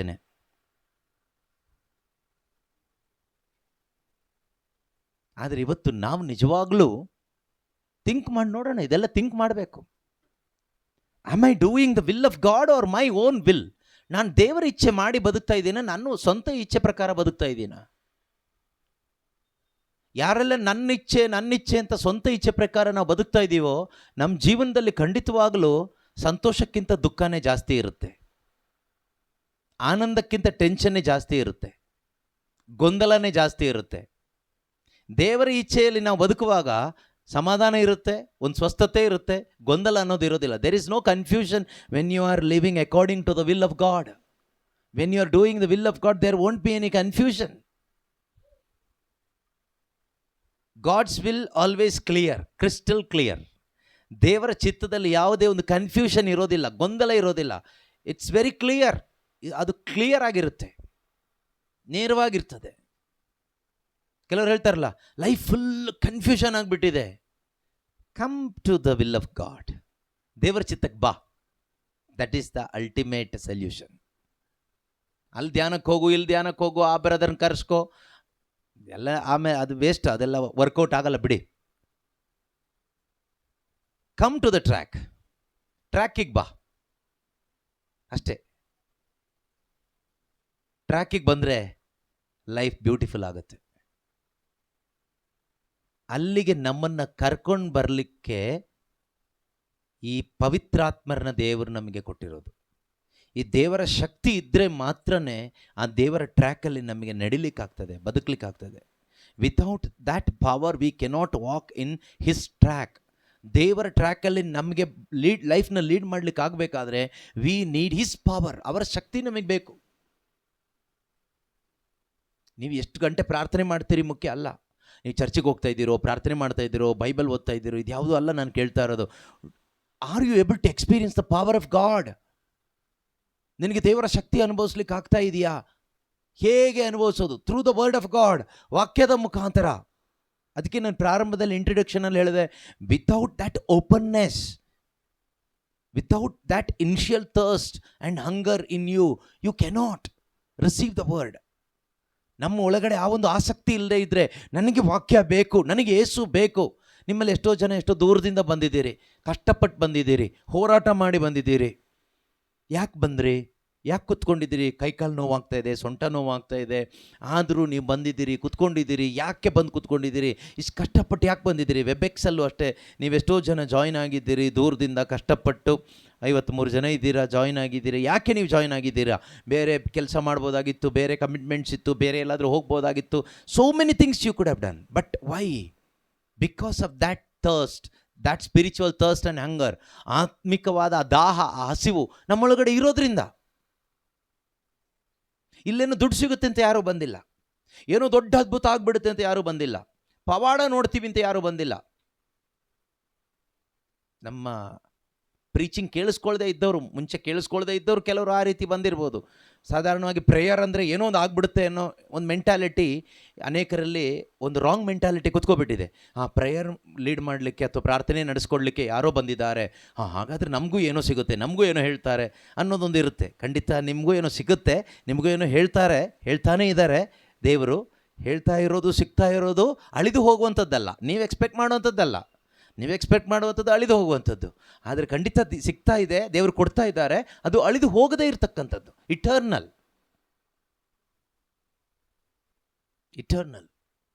ನಾನು ಅದಕ್ಕೆ ಹೇಳಿದ್ದು, ಕ್ರೈಸ್ತ ಜೀವನ, Christian life is A way of life. ಅದೊಂದು ಜೀವನ ಶೈಲಿ, ಇಟ್ಸ್ ವೇ ಆಫ್ ಲೈಫ್. ಈ ಥರ ತಗೊಳ್ಳೋಣ. Christian life is A way of life towards eternal life. Towards eternal life. ಕ್ರೈಸ್ತ ಜೀವನ ಅನ್ನೋದು ಒಂದು ಜೀವನ ಮಾರ್ಗ ಅಥವಾ ಜೀವನ ಶೈಲಿ. ಯಾವ ಕಡೆಗೆ ಚಲಿಸುವ ಜೀವನ ಮಾರ್ಗ? Way of life towards where? ಯಾವ ಕಡೆಗೆ? ಟುವರ್ಡ್ಸ್ ಇಟರ್ನಲ್ ಲೈಫ್, ನಿತ್ಯತೆ, ಅಮರ ಜೀವಕ್ಕಿರುವ ಒಂದು ಜೀವನ ಮಾರ್ಗ ಅಥವಾ ಜೀವನ ಶೈಲಿಯೇ ಕ್ರೈಸ್ತ ಜೀವನ ಅಥವಾ ನಿಜವಾದ ಕ್ರೈಸ್ತ ಧರ್ಮ. ಇದು ನೀವಿರುವ ಕ್ರೈಸ್ತ ಧರ್ಮದಲ್ಲಿದ್ದರೆ ನೀವು ಸರಿಯಾದ ಧರ್ಮದಲ್ಲಿದ್ದೀರಿ. ಇದು ನೀವಿರುವ ಕ್ರೈಸ್ತ ಸಭೆಯಲ್ಲಿದ್ದರೆ ನೀವು ಸರಿಯಾದ ಸಭೆಯಲ್ಲಿದ್ದೀರಿ. ಇಂಟೆನ್ಷನ್ ಇದಿರಬೇಕು, ಗುರಿ ಇದಿರಬೇಕು. ಯಾವುದು? ಇಟರ್ನಲ್ ಲೈಫ್ ಒಂದು. ಇನ್ನೊಂದು ಏನಿರಬೇಕು ಅಂದರೆ, you must have faith in eternal life, hope in Jesus Christ. ನಿರೀಕ್ಷೆ ಇರಬೇಕು. ಯಾವುದರಲ್ಲಿ? Jesus will come soon. ಯೇಸು ಬೇಗ ಬರ್ತಾರೆ. ಇದು ಎರಡೂ ಇಲ್ಲದೆ ಇದ್ದರೆ, if you do not have faith in that unseen reality of eternal life, ಕಣ್ಣಿಗೆ ಕಾಣದೇ ಇರತಕ್ಕಂಥ ನಿತ್ಯತೆಯ ಆ ಒಂದು ಸತ್ಯದೆಡೆಗೆ ನಿನ್ನ ಜೀವನ ವಿಶ್ವಾಸದಿಂದ ಹೋಗದೇ ಇದ್ದರೆ ನೀನು ಕ್ರೈಸ್ತ ಜೀವನವನ್ನು ಜೀವಿಸ್ತಾ ಇಲ್ಲ. ಒಂದು ಅದು. ಎರಡನೇದು, you must have the hope of the coming of Jesus Christ. ಯೇಸು ಕ್ರಿಸ್ತರ ಪುನರಾಗಮನದ ನಿರೀಕ್ಷೆಯಲ್ಲಿ ನಾವು ಬದುಕಬೇಕು. ಆ ಒಂದು ವಿಶ್ವಾಸ ಮತ್ತು ನಿರೀಕ್ಷೆಯಲ್ಲಿ ಬದುಕುವ ವ್ಯಕ್ತಿಗಳೇ ಕ್ರೈಸ್ತರು. ಮಿಕ್ಕವರು ಯಾರು ಕ್ರೈಸ್ತರಲ್ಲ, ಕ್ರೈಸ್ತರಾಗಬೇಕಷ್ಟೇ. ಕ್ರಿಶ್ಚಿಯನ್ಸ್ ಥರ ಅವರು ಯಾವುದೋ ಒಂದು ಜಾತಿಯಲ್ಲಿ ಧರ್ಮದಲ್ಲಿ ಗಂಟೆ ಹೊಡ್ಕೊಂಡು ಕೂತ್ಕೊಂಡು ಏನೋ ಹಾಡು ಹೇಳ್ಕೊಂಡು ಹಲ್ಲೆಲ್ಲಿಯೋ ಹೇಳ್ಕೊಂಡು ಪ್ರೈಸ್ ರೋಡ್ ಹೇಳ್ಕೊಂಡು ಬೈಬಲ್ ಹಿಡ್ಕೊಂಡು ಇದ್ದಾರೆ ಅಷ್ಟೇ. ಅವ್ರನ್ನ ಕ್ರಿಶ್ಚಿಯನ್ ಅಂತ ಲೋಕದಲ್ಲಿರೋ ಜನ ಹೇಳ್ತಾರೆ. ಪಾಪ ಅವರು ಅಂದ್ಕೊಬಿಟ್ಟಿದ್ದಾರೆ. ಏನು ಮಾಡೋದು? ಅದೊಂದು ತಪ್ಪಾದ ಅರಿವು, ರಾಂಗ್ ಕನ್ವಿಕ್ಷನ್. ಅದರಿಂದ ನಿಮ್ಮನ್ನು ನೀವು ವಂಚಿಸ್ಕೊಳ್ತಾ ಇದ್ದೀರಿ ಅಷ್ಟೇ. Come out of it. ಅದರಿಂದ ಹೊರಗೆ ಬನ್ನಿ. ನಿಮಗೆ ಒಂದು ಕಾಯಿಲೆ ಇದೆ ಅಂತ ಗೊತ್ತಾದ ಮೇಲೆ ಅದರಲ್ಲೇ ಬದುಕಿ ಸತ್ತೋಗ್ತೀರಾ? ನಿಮಗೊಂದು ಆಸ್ಪತ್ರೆಗೆ ಹೋದಾಗ, ಡಾಕ್ಟರ್ ಹತ್ರ ಹೋದಾಗ, ಟೆಸ್ಟ್ ಮಾಡಿದಾಗ ಗೊತ್ತಾಯಿತು ನಿಮಗೆ ಒಂದು ಮಾರಕವಾದ ರೋಗ ಇದೆ, ಸಾವಿಗೆ ಕೊಂಡೊಯ್ಯುವ ಒಂದು ರೋಗ ನಿಮಗಿದೆ ಅಂತ. ನೀವು ಅದರಲ್ಲೇ ಬದುಕ್ತೀರಾ? ಎಷ್ಟು ಜನ ಇಷ್ಟಪಡ್ತೀರಾ? ನಿಮಗದು ಗೊತ್ತಾದ ಮೇಲೆ you will try your best to come out of it at any cost. ಅದರಿಂದ ನಾನು ಹೊರಗೆ ಬರಬೇಕು ಅಂತ. ಯಮನ್ ದೇಶದಲ್ಲಿ ಕೇರಳದ ಒಂದು ಮಹಿಳೆಗೆ ಗಲ್ಲು ಶಿಕ್ಷೆ ಆಗುತ್ತೆ. ಅವಳ ಹೆಸರು ನಂಗೆ ನೆನಪಿಲ್ಲ. ಯಾವುದೋ ಕಾರಣಕ್ಕೆ ಅಲ್ಲಿನ ಲಾಗೆ ವಿರುದ್ಧವಾಗಿ ಅವ್ರು ನಡ್ಕೊಂಡಿದ್ದಕ್ಕೆ ಗಲ್ಲು ಶಿಕ್ಷೆ ಆಯಿತು. ಸೊ ಯಾರೋ ಓಕೆ ಒಂದು ಲೇಡಿ, ಅದು ಬಿಡಿ, ವಿಷಯಕ್ಕೆ ಬರೋಣ. ಸೊ ಅವ್ರಿಗೆ ಗಲ್ಲು ಶಿಕ್ಷೆ ಆದಾಗ ಅವರ ಫ್ಯಾಮಿಲಿ ಕಡೆಯಿಂದ ಎಷ್ಟೋ ಕೋಟಿಗಳು ಕೊಡಲಿಕ್ಕೆ, ಸುಮಾರು 8 ಕೋಟಿನೋ ಎಷ್ಟೋ ಅವ್ರು ರೆಡಿ ಮಾಡಿದ್ರು ಕೊಡಲಿಕ್ಕೆ. ಆದರೆ ಅಲ್ಲಿನ ಸರ್ಕಾರ ಒಪ್ಕೊಳ್ತಾ ಇಲ್ಲ ಅಂತ. 8 crores, 8 lakhs ಅಲ್ಲ, ನಮಗೆ 8,000 ಹುಟ್ಟು ಹಾಕೋದೇ ದೊಡ್ಡ ಕಷ್ಟದ ಸಮಸ್ಯೆ. ನಾನೇನು ಹೇಳ್ತಾ ಬಂದೆ ಅಂದರೆ, ಆಕೆಯ ಪ್ರಾಣ ಹೋಗುತ್ತೆ ಅಂತ ಗೊತ್ತಿರೋದ್ರಿಂದ ಅದನ್ನು ಉಳಿಸ್ಕೊಳ್ಳಿಕ್ಕೆ ಆ ಕುಟುಂಬದವರು 8 ಅಲ್ಲ 10 ಕೋಟಿ ಕೊಡಲಿಕ್ಕೂ ತಯಾರಾಗಿದ್ದಾರೆ. They are ready to pay this much crores to save her perishable life. ನಶಿಸಿ ಹೋಗುವ ಆಕೆ ಜೀವನವನ್ನು ಸ್ವಲ್ಪ ಮಟ್ಟಿಗೆ ಹಿಡಿದು ನಿಲ್ಲಿಸ್ಲಿಕ್ಕೋಸ್ಕರ, ಕಾಪಾಡಲಿಕ್ಕೋಸ್ಕರ 8 ಕೋಟಿ ಕೂಡ ಕೊಡ್ಲಿಕ್ಕೆ ತಯಾರಾಗಿದ್ದಾರೆ ಕುಟುಂಬದವರು. ಅದು ಅವ್ರಿಗೆ ಆಕೆ ಮೇಲಿರೋ ಪ್ರೀತಿ, ಅದರಿಂದ ಅವರು ತಯಾರಾಗಿದ್ದಾರೆ. ನಾನು ಹೇಳ್ತಾ ಬಂದಿದ್ದು, ನಮಗೆ ನನ್ನ ಆತ್ಮ ನಿತ್ಯ ನರಕಕ್ಕೆ ಹೋಗುತ್ತೆ ಅಂತ ಗೊತ್ತಾಗಿನೂ ಇದನ್ನು ಉಳಿಸ್ಕೊಳ್ಳಿಕ್ಕೋಸ್ಕರ, ಅಲ್ಲಿಂದ ವಾಪಸ್ ಇದನ್ನು ತಗೊಂಡು ಬರಲಿಕ್ಕೋಸ್ಕರ ನಿಮ್ಮಲ್ಲಿ ಎಷ್ಟು ಜನ ತಯಾರಾಗಿದ್ದೀರಾ? ನಿನ್ನ ಆತ್ಮ ನರಕ ದಾರಿನಲ್ಲಿ ಹೋಗ್ತಾ ಇದೆ. If you are flowing, if your life is moving, flowing according to the flow of this world, ಈ ಲೋಕದ ಸಂಪ್ರದಾಯ, ರೀತಿ ನೀತಿ, ಪದ್ಧತಿಗಳು, ಪ್ಯಾಷನ್, ಸ್ಟೈಲ್, ಇದ್ರ ಪ್ರಕಾರ ನೀನು ಬದುಕ್ತಾ ಇರೋದಾದರೆ ಅದು ಎಂಡ್ ಆಗೋದು ಇಟರ್ನಲ್ ಡ್ಯಾಮಿನೇಷನ್, ನಿತ್ಯ ನರಕ, ನಿತ್ಯ ನಾಶ, ವಿನಾಶದಲ್ಲಿ ಕೊನೆಯಾಗ್ತದೆ. According to Christian faith, according to Bible faith, according to the teachings of Jesus Christ and apostles. ಅಪೊಸ್ತಲರ ಬೋಧನೆ ಪ್ರಕಾರ, ಬೈಬಲ್ ಉಪದೇಶದ ಪ್ರಕಾರ, ಕ್ರೈಸ್ತ ವಿಶ್ವಾಸದ ಪ್ರಕಾರ, ಕ್ರೈಸ್ತ ಸಭೆಯ ವಿಶ್ವಾಸದ ಪ್ರಕಾರ ಮನುಷ್ಯನು ಲೋಕದ ರೀತಿ ನೀತಿಗಳನ್ನು ಅನುಸರಿಸುತ್ತಾ ಅವನಿಷ್ಟ ಬಂದ ಹಾಗೆ ಲೋಕದ ಸಂಪ್ರದಾಯಗಳನ್ನು ಫಾಲೋ ಮಾಡಿಕೊಂಡು ಹೀಗೆ ಹೋಗೋದಾದರೆ ಅವನು ಯಾವುದೇ ಜಾತಿ ಜನಾಂಗದವನೇ ಆಗಿರಲಿ, ಮೊದಲು ಕ್ರೈಸ್ತರು ನಿತ್ಯನಾಶಕ್ಕೆ ಒಳಗಾಗ್ತಾರೆ ಅಂತ ಗೊತ್ತಿದ್ದು ನಾವು ಎಷ್ಟು ಬೆಲೆ ಕೊಟ್ಟು ವಾಪಸ್ ಬರಲಿಕ್ಕೆ ತಯಾರಾಗ್ತಾ ಇದ್ದೀರಿ? ಹಾಗಾದರೆ ನಮಗೆ ಅರ್ಥ ಆಗಿಲ್ಲ, ಅಥವಾ ನಾವು ಅದನ್ನು ಕಡೆಗಣಿಸ್ತಾ ಇದ್ದೀವಿ. Either you did not understand what is hell, what is eternal punishment or damnation, or you are simply ignoring God's grace and mercy. Both will be punished. ನಿನಗೆ ದೇವರ ಕೃಪೆ ಅಥವಾ ಕರುಣೆ ಏನು ಅಂತ ಅರ್ಥ ಆಗಿಲ್ಲ, ಅಥವಾ ಅದನ್ನು ರಿಜೆಕ್ಟ್ ಮಾಡಿ ಬದುಕ್ತಾ ಇದೆಯಾ, ಅಥವಾ ಆ ನಿತ್ಯ ಮರಣ ಅಂದರೆ ಏನು, ಆ ನರಕದಂಡನೆ ಅಂದರೆ ಏನು, ಅದರ ತೀವ್ರತೆ ಏನು, the intensity of that hell, eternal separation from God, ನಿತ್ಯವೂ ದೇವರಿಂದ ಬೇರ್ಪಟ್ಟು ಬದುಕುವುದರ ಆ ಮಹಾಯಾತನೆ ಏನು ಅನ್ನೋದು ನಮಗೆ ಅರಿವಿಲ್ಲ, ಅದರ ಜ್ಞಾನ ಇಲ್ಲ. ಅಥವಾ ದೇವರ ಕರುಣೆಯನ್ನು, ದೇವರ ಕೃಪೆಯನ್ನು ನಾವು ರಿಜೆಕ್ಟ್ ಮಾಡಿ, ಇಗ್ನೋರ್ ಮಾಡಿ ಬದುಕ್ತಾ ಇದ್ದೀವಿ. ಇಲ್ಲ, ನಾನು ಅದು ಮಾಡ್ತಾ ಇಲ್ಲ ಅಂದರೆ ಶ್ಯೂರ್ಲಿ ವಿ ವಿಲ್ ರಿಪೆಂಟ್. ನಾವು ಮಾನಸಾಂತರ ಪಡ್ತೀವಿ. No, I don't want that, I don't want to go to that place. ನಾನು ಆ ಸ್ಥಳಕ್ಕೆ ಹೋಗ್ಲಿಕ್ಕೆ, ಆ ಯಾತನ ಸ್ಥಳಕ್ಕೆ ಹೋಗ್ಲಿಕ್ಕೆ ನನಗಿಷ್ಟ ಇಲ್ಲ. ನನಗೆ ಯೇಸು ಇರುವಂಥ ಆ ಜಾಗ ಬೇಕು. ನನಗೆ ಆ ನಿತ್ಯತೆ ಬೇಕು, ಆ ನಿತ್ಯ ಜೀವ ಬೇಕು. True Christianity is not a religion, it's a way of life which leads to eternity, eternal life. ನಿತ್ಯತೆಯ ಕಡೆಗೆ ನಡೆಸುವಂಥ ಒಂದು ಜೀವನ ಶೈಲಿಯಾಗಿದೆ ನಿಜವಾದ ಕ್ರೈಸ್ತ ಜೀವನ. ಅದನ್ನು ನೀವು ಬದುಕ್ತಾ ಇದ್ದೀರಾ, you are on right track. Go ahead. ನೀವು ಸರಿಯಾದ ಟ್ರ್ಯಾಕಲ್ಲಿದ್ದೀರಿ, ಮುಂದಕ್ಕೆ ಹೋಗಿ. And you will have comfort and peace in your heart. ನಿಮ್ಮ ಹೃದಯದಲ್ಲಿ ನಿಜವಾದ ಸ್ವಸ್ಥತೆ ಇರುತ್ತೆ, ನಿಜವಾದ ಒಂದು ಸಮಾಧಾನ ಇರುತ್ತೆ. ಇಲ್ಲ ಟೆನ್ಷನ್, ಭಾರ, ದುಃಖ, ಹೊಟ್ಟೆ ಕಿಚ್ಚು, ಹಣದ ವ್ಯಾಮೋಹ, ಅದು ಇದು ಎಲ್ಲ ತುಂಬಿಕೊಂಡು ಬದುಕ್ತಾ ಇದ್ದೀರಾ. ಅಲ್ಲೆಲ್ಲೂಯ್ಯ, ಪ್ರೈಸ್ ಲಾರ್ಡ್ ಇದೆಲ್ಲ ಇಟ್ಕೊಂಡು, ಇದು ಇಟ್ಕೊಂಡು, ಅದು ಇಟ್ಕೊಂಡು ಕಲಬೆರಕೆಯಾಗಿ ಬದುಕ್ತಾ ಇದ್ದೀರಾ. You are on the wrong path. ತಪ್ಪಾದ ದಾರಿನಲ್ಲಿದ್ದೀರಿ. ಲೋಕದ ಫ್ಲೋ ಪ್ರಕಾರ ಹೋಗ್ತಾ ಇದ್ದೀರಿ. ಸತ್ತ ಮೀನು ಯಾವ ರೀತಿ ನೀರು ಹರ್ಕೊಂಡು ಹೋಗುವ ಹಾಗೆ ಆ ದಿಕ್ಕಲ್ಲಿ ಹೋಗುತ್ತೋ ಅದೇ ರೀತಿಯಲ್ಲಿ ಹೋಗ್ತಾ ಇದ್ದೀರಿ. You need to repent and come back. ಮಾನಸಾಂತರ ಪಟ್ಟು ಮರಳಿ ಬರಬೇಕು. ದೇವರು ಬಯಸ್ತಾ ಇದ್ದಾರೆ. ಒಂದೇ ಒಂದು ವಾಕ್ಯ ಓದಿ ನಿಲ್ಲಿಸ್ಬಿಡೋಣ, ಟೈಮ್ ಆಗಿತ್ತು. ಓಕೆ, ಟೈಮ್ ಆಯಿತು. ಟೈಮ್ ಯಾವಾಗಲೂ ನಮ್ಗೆ ಆಗ್ತಾನೇ ಇರುತ್ತೆ. ಏನು ಮಾಡೋದು, ಟೈಮ್ ಯಾವತ್ತೂ ನಮಗೆ, ಯಾಕಂದರೆ god is out of time ಅಲ್ವಾ. ಅದರಿಂದ ಇದು ಯಾವತ್ತೂ ನಮಗೆ ಎಂಡ್, ನಮ್ಮ ಟೈಮಲ್ಲಿ ಎಂಡ್ ಆಗಿಲ್ಲ ಇವತ್ತಿನ ತನಕ. ಅದು ಆಗಲೂಬಾರ್ದು. It should go like this only. ಫಿಲಿಪಿಯರಿಗೆ ಬರೆದ ಪತ್ರಿಕೆ, ಫಿಲಿಪಿಯನ್ಸ್ ಚಾಪ್ಟರ್ 3 ವರ್ಸ್ 18 ಆನ್ವರ್ಡ್ಸ್, 18ರಿಂದ ಇರತಕ್ಕಂಥ ವಾಕ್ಯಗಳು ಓದೋಣ. ಕ್ರಿಸ್ತ ಯೇಸುವಿನ ಶಿಲುಬೆಗೆ ವಿರೋಧವಾಗಿ ನಡೆಯುವವರು ಅನೇಕರಿದ್ದಾರೆ. ಇದನ್ನು ನಾನು ಹಲವಾರು ಸಾರಿ ತಿಳಿಸಿರುವಂತೆ ಈಗಲೂ ಅತೀವ ದುಃಖದಿಂದ ಹೇಳುತ್ತಿದ್ದೇನೆ.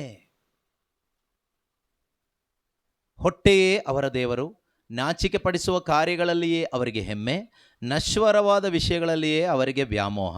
ಹೀಗಾಗಿ ವಿನಾಶವೇ ಅವರ ಅಂತ್ಯ. ನೆನ್ಪಿಟ್ಕೊಳ್ಳಿ, this is the word of god. This is not the word of A profit. ಇದು ಯಾವುದೋ ಮನೆಗೆ ಬಂದ ಪ್ರಬೋಧಕನ ಮಾತಲ್ಲ, ಇದು ಬರೆಯಲ್ಪಟ್ಟ ದೇವರ ವಾಕ್ಯ. Word of God, God spoken, God breath, return through human hands. ಮನುಷ್ಯನ ಕೈಗಳಿಂದ ಬರೆಯಲ್ಪಟ್ಟಿದ್ದಾದರೂ ಇದನ್ನು ಉಸಿರಿಸಿದ್ದು ದೇವರು.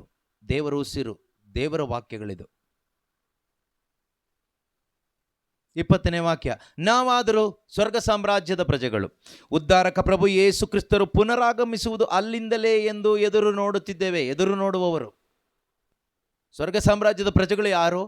ಯೇಸುವಿನ ಪುನರಾಗಮನವನ್ನು ಎದುರು ನೋಡ್ತಾ ಇರುವವರು. ಅವರು ಸಮಸ್ತವನ್ನು ಸ್ವಾಧೀನಪಡಿಸಿಕೊಳ್ಳುವರು. ನಶ್ವರವಾದ ನಮ್ಮ ದೀನ ದೇಹಗಳನ್ನು ತಮ್ಮ ಶಕ್ತಿಯಿಂದ ರೂಪಾಂತರಗೊಳಿಸಿ ತಮ್ಮ ತೇಜೋಮಯ ಶರೀರದಂತೆ ಮಾಡುವರು. ಹಾಲೆಲೂಯಾ. ಸಿ, ಈ ಸಂತೋಷ ಇದೆಯಾ? ಒಬ್ಬ ಕ್ರೈಸ್ತ ವಿಶ್ವಾಸಿಯೇ, ಪವಿತ್ರಾತ್ಮ ಇರುವಾತನೇ, ಪವಿತ್ರಾತ್ಮ ಭರಿತಳೆ, ನಿನಗೆ ಈ ಸಂತೋಷ ಇದೆಯಾ? Do you have this hope? ಇಂಗ್ಲಿಷಲ್ಲಿ ಓದೋಣ ಒಂದ್ಸರಿ. For many live as enemies of the cross of Christ. ಕ್ರಿಸ್ತ ಯೇಸುವಿನ ಶಿಲುಬೆಗೆ ವಿರುದ್ಧವಾಗಿ ಬದುಕುವವರು ಅನೇಕರಿದ್ದಾರಂತೆ. This is talking about Christians. Okay, non Christians ಬಗ್ಗೆ ಅಲ್ಲ. ಕ್ರಿಶ್ಚಿಯನ್ ಆಗಿರುವವರು, ಕ್ರೈಸ್ತ ಸಭೆಗಳಲ್ಲಿ ಇರುವವರು, ಕ್ರಿಸ್ತ ಯೇಸುವಿನ ಶಿಲುಬೆಗೆ ವಿರುದ್ಧವಾಗಿ ಬದುಕುತ್ತಿರುವವರು ಅನೇಕರಿದ್ದಾರೆ. For many, not few, for many live as enemies of the cross. ಶಿಲುಬೆಯ ವಿರೋಧಿಗಳು ಅನೇಕರಿದ್ದಾರೆ. I have often told you of them and now I tell even with tears. Not I am telling, saint Paul was telling to the people of Philippi. ಫಿಲಿಪಿಯಲ್ಲಿರ್ತಕ್ಕಂಥ ದೇವ ಜನರ ಆ ಜೀವನವನ್ನು ನೋಡಿ, ಕ್ರೈಸ್ತರು ಎಂದು ಕರೆಸಿಕೊಂಡಿರ್ತಕ್ಕಂಥ ಆ ಜನರ ಕ್ರೈಸ್ತ ಜೀವನಕ್ಕೆ ವಿರುದ್ಧವಾದ ರೀತಿಯ, ಶಿಲುಬೆಗೆ ವಿರುದ್ಧವಾದ ರೀತಿಯ ಆ ಜೀವನ ಶೈಲಿಯನ್ನು ನೋಡಿ ಅತಿ ದುಃಖದಿಂದ ಮನನೊಂದು ಬರೀತಾ ಇರುವಂಥ ಪತ್ರಿಕೆ ಆಗಿದೆ ಇದು. ಇದನ್ನು ಬರೆಯುವಾಗ ಅವರು ಅರಮನೆಯಲ್ಲಿ ಕುತ್ಕೊಳ್ತಾ ಇಲ್ಲ, ಜೈಲಲ್ಲಿದ್ದಾರೆ. He was in prison. ಇದನ್ನು ಪ್ರಿಸನ್ ಎಪಿಸಲ್ ಅಂತ ಹೇಳ್ತೀವಿ. ಇದು ಎಫಿಷಿಯನ್ಸ್, ಕೊಲೋಷಿಯನ್ಸ್ ಎಲ್ಲ ಪ್ರಿಸನ್ ಎಪಿಸಲ್ಸ್. ಎಫೆಸದ ಸಭೆಗೆ ಬರೆದಾಗ, ಫಿಲಿಪಿಯ ಸಭೆಗೆ ಬರೆದಾಗ, ಕೊಲೋಸ ಸಭೆಗೆ ಬರೆದಾಗ, ಫಿಲೋಮನಿಗೆ ಬರೆದಾಗ ಅವರು ಜೈಲಿನಲ್ಲಿ ಇದ್ದು ಬರೆದಿರೋದು. ಆರಾಮಾಗಿ ನಮ್ಮ ಥರ ಈ ಥರ ಮನೇಲಿ ಕುತ್ಕೊಂಡು ಬರೆದಿದ್ದಲ್ಲ, ಫ್ಯಾನ್ ಕೆಳಗಡೆ ಕುತ್ಕೊಂಡು ಬರೆದಿದ್ದಲ್ಲ, ಎ ಸಿ ರೂಮಲ್ಲಿ ಕುತ್ಕೊಂಡು ಬರೆದಿಲ್ಲ. ಸೊಳ್ಳೆ ಕಚ್ಚಿಸ್ಕೊಂಡು ಚಾಟಿ ಏಟ್ ತಿನ್ಕೊಂಡು ಸರಪಳಿಗಳಿಂದ ಕಟ್ಟಲ್ಪಟ್ಟವರಾಗಿ ಆ ಕತ್ತಲೆ ಕೋಣೆಯಲ್ಲಿ, ಆ ಸೆರೆಮನೆಯಲ್ಲಿ ಹಸಿವು, ಬಾಯಾರಿಕೆ, ನಿದ್ರೆ ಇಲ್ಲದೆ ನಿದ್ದೆಗೆಟ್ಟು ಬರೆದಂಥ ಪತ್ರಿಕೆಗಳಿದು. ಇದಕ್ಕೆ ಪವರ್ ಇರೋದು. ನಾವು 1000 ಹಲ್ಲೆಲೂಯಾ ಹೇಳಿದ್ರು, ಏನು ದೊಡ್ಡ ಕೂಗಿದ್ರು, ಸೌಂಡ್ ಮೈಕೆಲ್ಲ ಹಾಕಿ ಕಿರ್ಚಿದ್ರು, ಪವರ್ ಯಾಕಿಲ್ಲ ಅಂದರೆ ಇದಕ್ಕೇನೆ. ನಾವು ನಮ್ಮ ಪವರ್ನಲ್ಲಿ ಮಾಡ್ತಾ ಇದ್ದೀವಿ, ಅವರು ಹೋಲಿ ಸ್ಪಿರಿಟ್ ಪವರಲ್ಲಿ ಮಾಡ್ತಾ ಇದ್ರು. ಅದಕ್ಕೆ ಅವರ ಮಾತು ಇವತ್ತು ಪವರ್ಫುಲ್ ಇದೆ. ನಮ್ಮ ಮಾತಲ್ಲಿ ಯಾಕೆ ಆ ಪವರ್ ಬರ್ತಾ ಇಲ್ಲ ಅಂದರೆ ನಾವು ಈ ಕರೆಂಟ್ ಎಲ್ಲ ಹಾಕಿ ಈ ಪವರ್ ಕೊಡೋದ್ರಿಂದ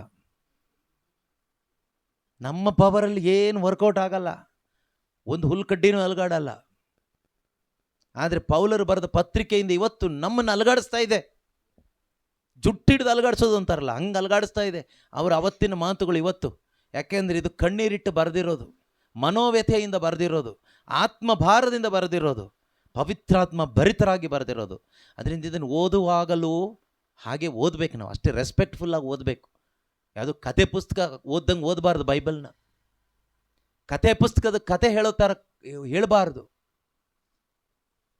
ಅದರಿಂದ ನೀವು ಓದಬೇಕು, ಇತರರಿಗೂ ಬೋಧಿಸಬೇಕು ದೇವರ ವಾಕ್ಯವನ್ನು. Their end is destruction, their god is the belly. Belly ಅಂದರೆ ಹೊಟ್ಟೆ. ಹೊಟ್ಟೆ ಅಂದರೆ ಏನರ್ಥ? ತಿನ್ನು, ಕುಡಿ, ಮಜಾ ಮಾಡು. ಬೆಲ್ಲಿ ಮೀನ್ಸ್ ಹೊಟ್ಟೆ ಅಂದರೆ ಏನು? ತಿನ್ನು, ಕುಡಿ, ಮಜಾ ಮಾಡು. ಅದಕ್ಕೇನು ಬೇಕು? ದುಡ್ಡು ಬೇಕು. ಅದಕ್ಕಾಗಿ ಏನು ಮಾಡು? ದುಡಿ ದುಡಿ ದುಡಿ ದುಡಿ ದುಡಿಯುತ್ತಲೇ ಇರುವೆ. ಹಾಗೆ ದುಡಿದು ಏನು ಮಾಡಬೇಕು?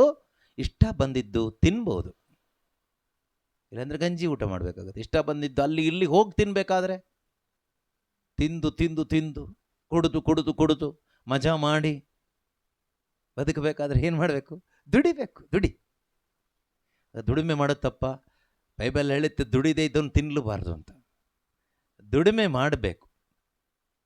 ಕಳ್ತನ ಮಾಡದೆ ಸೋಂಬೇರಿಗಳಾಗಿ ಬದುಕದೇ ಇರಲಿಕ್ಕೆ ದೇವರ ಮಹಿಮೆಗೋಸ್ಕರ ದುಡಿಮೆ ಎಲ್ಲರೂ ಮಾಡಬೇಕು. ಎಲ್ಲರೂ ದುಡಿಬೇಕು.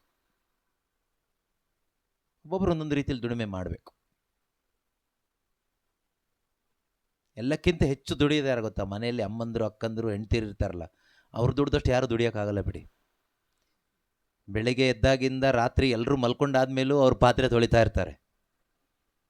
ಸಂಬಳ ಎಷ್ಟು ಸಿಗುತ್ತೆ ಅವರಿಗೆ? ಸಂಬಳ ಅಲ್ಲ ಅವ್ರಿಗೆ ಸಿಗೋದು, ಗಂಡ ಕುಡುಕ ಆದರೆ ಒದೆ ಸಿಗುತ್ತೆ. ಮಕ್ಕಳು ಹೇಳಿದ ಮಾತು ಕೇಳಲಿಲ್ಲ ಅಂದರೆ ಆ ದುಃಖ, ಆ ನೋವು, ಆ ಭಾರ, ಜೊತೆಗೆ ಇರಬಾರದ ಕಾಯಿಲೆಗಳು, ಇದೆಲ್ಲ ಹೊತ್ಕೊಂಡು ಬೆಳಗ್ಗೆಯಿಂದ ಸಂಜೆ ತನಕ ಇವರು ಕೆಲಸ ಮಾಡ್ತಾ ಇರ್ತಾರೆ. ₹1 ಕೂಡ ಎಕ್ಸ್ಪೆಕ್ಟೇಷನ್ ಇರೋದಿಲ್ಲ. ತಿಂಗಳ ಎಂಡಿಗೆ ಎಷ್ಟು ಸಂಬಳ ಕೊಡ್ತಾರೆ?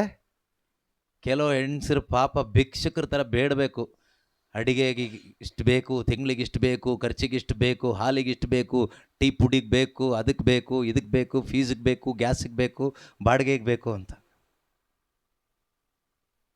ನನಗೆ ಸೀರೆಗೆ ಬೇಕು ಅಂತ ಕೇಳೋದಿಲ್ಲ. ಸೊ ಅದು ಕೂಡ ದುಡಿಮೆನೆ. ಅದರಿಂದ ಮನೆಯಲ್ಲಿ ಕೆಲಸ ಮಾಡ್ತಕ್ಕಂಥ ಸಹೋದರಿಯರು ನಿಮ್ಮಷ್ಟು ದುಡಿಮೆ ಮಾಡಲಿಕ್ಕೆ ಯಾವ ಗಂಡಸರಿಗೂ ಆಗೋದಿಲ್ಲ. ಸೊ ದೇವ್ರ ಕೃಪೆ, ಅದು ವಿಶೇಷ ವರ ಕೊಟ್ಟಿದ್ದಾರೆ ನಿಮಗೆ ದುಡಿಮೆ ಮಾಡಲಿಕ್ಕೆ. ಆದರೆ ದುರದೃಷ್ಟ, ಇವತ್ತು ಸೈತಾನ ಅಲ್ಲೂ ಕೂಡ ಕೈ ಹಾಕಿದ್ದಾನೆ. ಆ ದುಡಿಮೆಯನ್ನು ಬಿಟ್ಟು ಮೊಬೈಲ್ ಫೋನ್ ಗೀಚ್ಕೊಂಡು ಕೂತ್ಕೊಳ್ಳುವ ಹೆಂಗಸರಿದ್ದಾರೆ ಎಷ್ಟೋ ಜನ. ಒಂದು ಕಾಲದಲ್ಲಿ ದುಡಿತಾ ಇದ್ರು, ಈಗ ಅದಕ್ಕೂ ಟೈಮ್ ಇಲ್ಲ. ಹೊರಗಡೆ ದುಡಿಮೆ ಬರತಕ್ಕಂಥ ಗಂಡಂದರಿಗೆ ಟೈಮಿಗೆ ಕರೆಕ್ಟಾಗಿ ಊಟ ಕೊಡಲಿಕ್ಕೂ ಆಗ್ತಾ ಇಲ್ಲ. ಫ್ರಿಜ್ಜಲ್ಲಿದೆ, ಬೇಕಾದ್ರೆ ಬಿಸಿ ಮಾಡ್ಕೊಂಡು ತಿನ್ನಿ ಅಂತಾರೆ. ಆ ಪರಿಸ್ಥಿತಿ ಬಂದಿದೆ. ಝೊಮ್ಯಾಟೊ ಇದೆ, ಬುಕ್ ಮಾಡಿ ಅಂತಾರೆ. ಯಾಕೆ ಆ ಪರಿಸ್ಥಿತಿ ಬಂದಿದೆ ಅಂದರೆ ಮೊಬೈಲ್ ಫೋನ್ನಿಂದ. ಅವರು ಸೋಂಬೇರಿಗಳಾಗ್ಬಿಟ್ಟಿದ್ದಾರೆ. ಈಗ ಮೊಬೈಲ್ ಫೋನ್ ಎಲ್ಲರನ್ನೂ ಸೋಂಬೇರಿ ಮಾಡ್ತಾ ಇದೆ. ಈಗ ಸ್ಟಡಿ ಮಾಡೋಕ್ಕೆ ಮಕ್ಳಿಗೆ ಟೈಮ್ ಇಲ್ಲ, ಬ್ಯುಸಿ. ಪರೀಕ್ಷೆ ಬಂದರೂ ಸ್ಟಡಿ ಮಾಡೋಕ್ಕಾಗ್ತಾಯಿಲ್ಲ, ಯಾಕಂದರೆ ಮೊಬೈಲ್ ಫೋನ್ ಅವ್ರನ್ನ ಅಷ್ಟು ಬ್ಯುಸಿ ಮಾಡಿಬಿಟ್ಟಿದೆ. ಪ್ರಾರ್ಥನೆ ಮಾಡಲಿಕ್ಕೂ ನಮಗೆ ಟೈಮ್ ಇಲ್ಲ. ಯಾಕೆ ಹೇಳಿ? ಮೊಬೈಲ್ ಫೋನಲ್ಲಿ ಅಷ್ಟು ಬ್ಯುಸಿ ಆಗಿಬಿಟ್ಟಿದ್ದೀವಿ. ಅಂದರೆ ಪ್ರಪಂಚದ ಫ್ಲೋ ಅಲ್ಲಿ ನಾವು ಹೋಗ್ತಾ ಇದ್ದೀವಿ ಅಂತ ಅರ್ಥ. ಸಿ,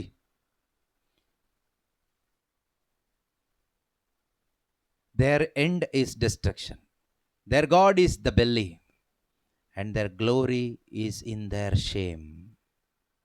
ನಾಚಿಕೆ ಪಡಿಸುವ ಕಾರ್ಯಗಳಲ್ಲಿಯೇ ಅವರಿಗೆ ಮಹಿಮೆ, ಹೆಮ್ಮೆ.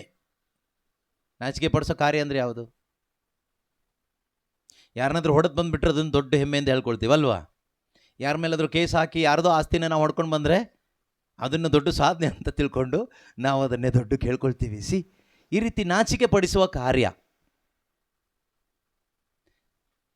ದೇವರಿಗೆ ಅಸಹ್ಯವಾದದ್ದು ಮಾನವನಿಗೆ ಮಾನವನಿಗೆ ಅಮೂಲ್ಯವಾದದ್ದು ದೇವರಿಗೆ ಅಸಹ್ಯವಾದದ್ದು. ಯಾವುದು ಅಸಹ್ಯ ದೇವರಿಗೆ? ಯಾವ ವಿಷಯದಲ್ಲಿ ಹೇಳಿದ್ದದು? ಕೆಲವರು ಹೇಳ್ತಾರಲ್ವಾ, ದುಡ್ಡು, ನಾನಿಷ್ಟು ದುಡ್ಡು ಮಾಡಿದೆ, ನಾನು ಹೊರದೇಶಕ್ಕೆ ಹೋಗಿ ಇಷ್ಟು ದುಡ್ಡು ಮಾಡಿದೆ, ನಾನು ಬಿಸ್ನೆಸ್ ಮಾಡಿ ಇಷ್ಟು ದುಡ್ಡು ಮಾಡಿದೆ, ನೋಡಿ ಇದೆಲ್ಲ ನನ್ನ ಸಂಪಾದನೆ, ನಾನು ಸಂಪಾದನೆ ಮಾಡಿದ್ದು, ನಮ್ಮ ತಾತ ಸಂಪಾದನೆ ಮಾಡಿದ್ದು, ನಮ್ಮ ಅಪ್ಪ ಸಂಪಾದನೆ ಮಾಡಿದ್ದು, ನಮ್ಮ ಮಗ ಸಂಪಾದನೆ ಮಾಡಿದ್ದು. ಇದೆಲ್ಲ ನಾಚಿಕೆ ಪಡಿಸುವ ಕಾರ್ಯನ ಅಥವಾ ದೇವರಿಗೆ ಮಹಿಮೆ ತರುವ ಕಾರ್ಯನ? ದೇವ್ರ ಮುಂದೆ ಅಸಹ್ಯ ಆಗುತ್ತೆ, ದೇವರಿಗೆ ಅಸಹ್ಯ ಆಗುತ್ತೆ ಇದೆಲ್ಲ ಕೇಳಿಸ್ಕೊಳ್ಳಿಕ್ಕೆ. ದೇವ್ರಿಗೆ ಸಂತೋಷ ಆಗೋದೇ ಗೊತ್ತಾ? ಇದೆಲ್ಲ ನಾನು ಕಷ್ಟಪಟ್ಟು ಸಂಪಾದನೆ ಮಾಡಿದ್ದು ಪುತ್ರಾರ್ಜಿತ ಆಸ್ತಿ, ಆದರೆ ಇದೆಲ್ಲವನ್ನು ನಾವು ಕುಟುಂಬದವರೆಲ್ಲರೂ ಸೈನ್ ಹಾಕಿ ಬಡಬಗ್ಗರಿಗೆ ಅನಾಥರಿಗೆ ದಾನ ಧರ್ಮ ಮಾಡಿಕೊಟ್ಬಿಟ್ಟಿದ್ದೀವಿ. ಆ ಥರ ಹೇಳಿ, ಅದು ದೇವರಿಗೆ ಗೌರವ ತರುವ ಮಹಿಮೆ ತರುವ ವಿಷಯ ಅಂಥದ್ದು ಮಾಡಿ.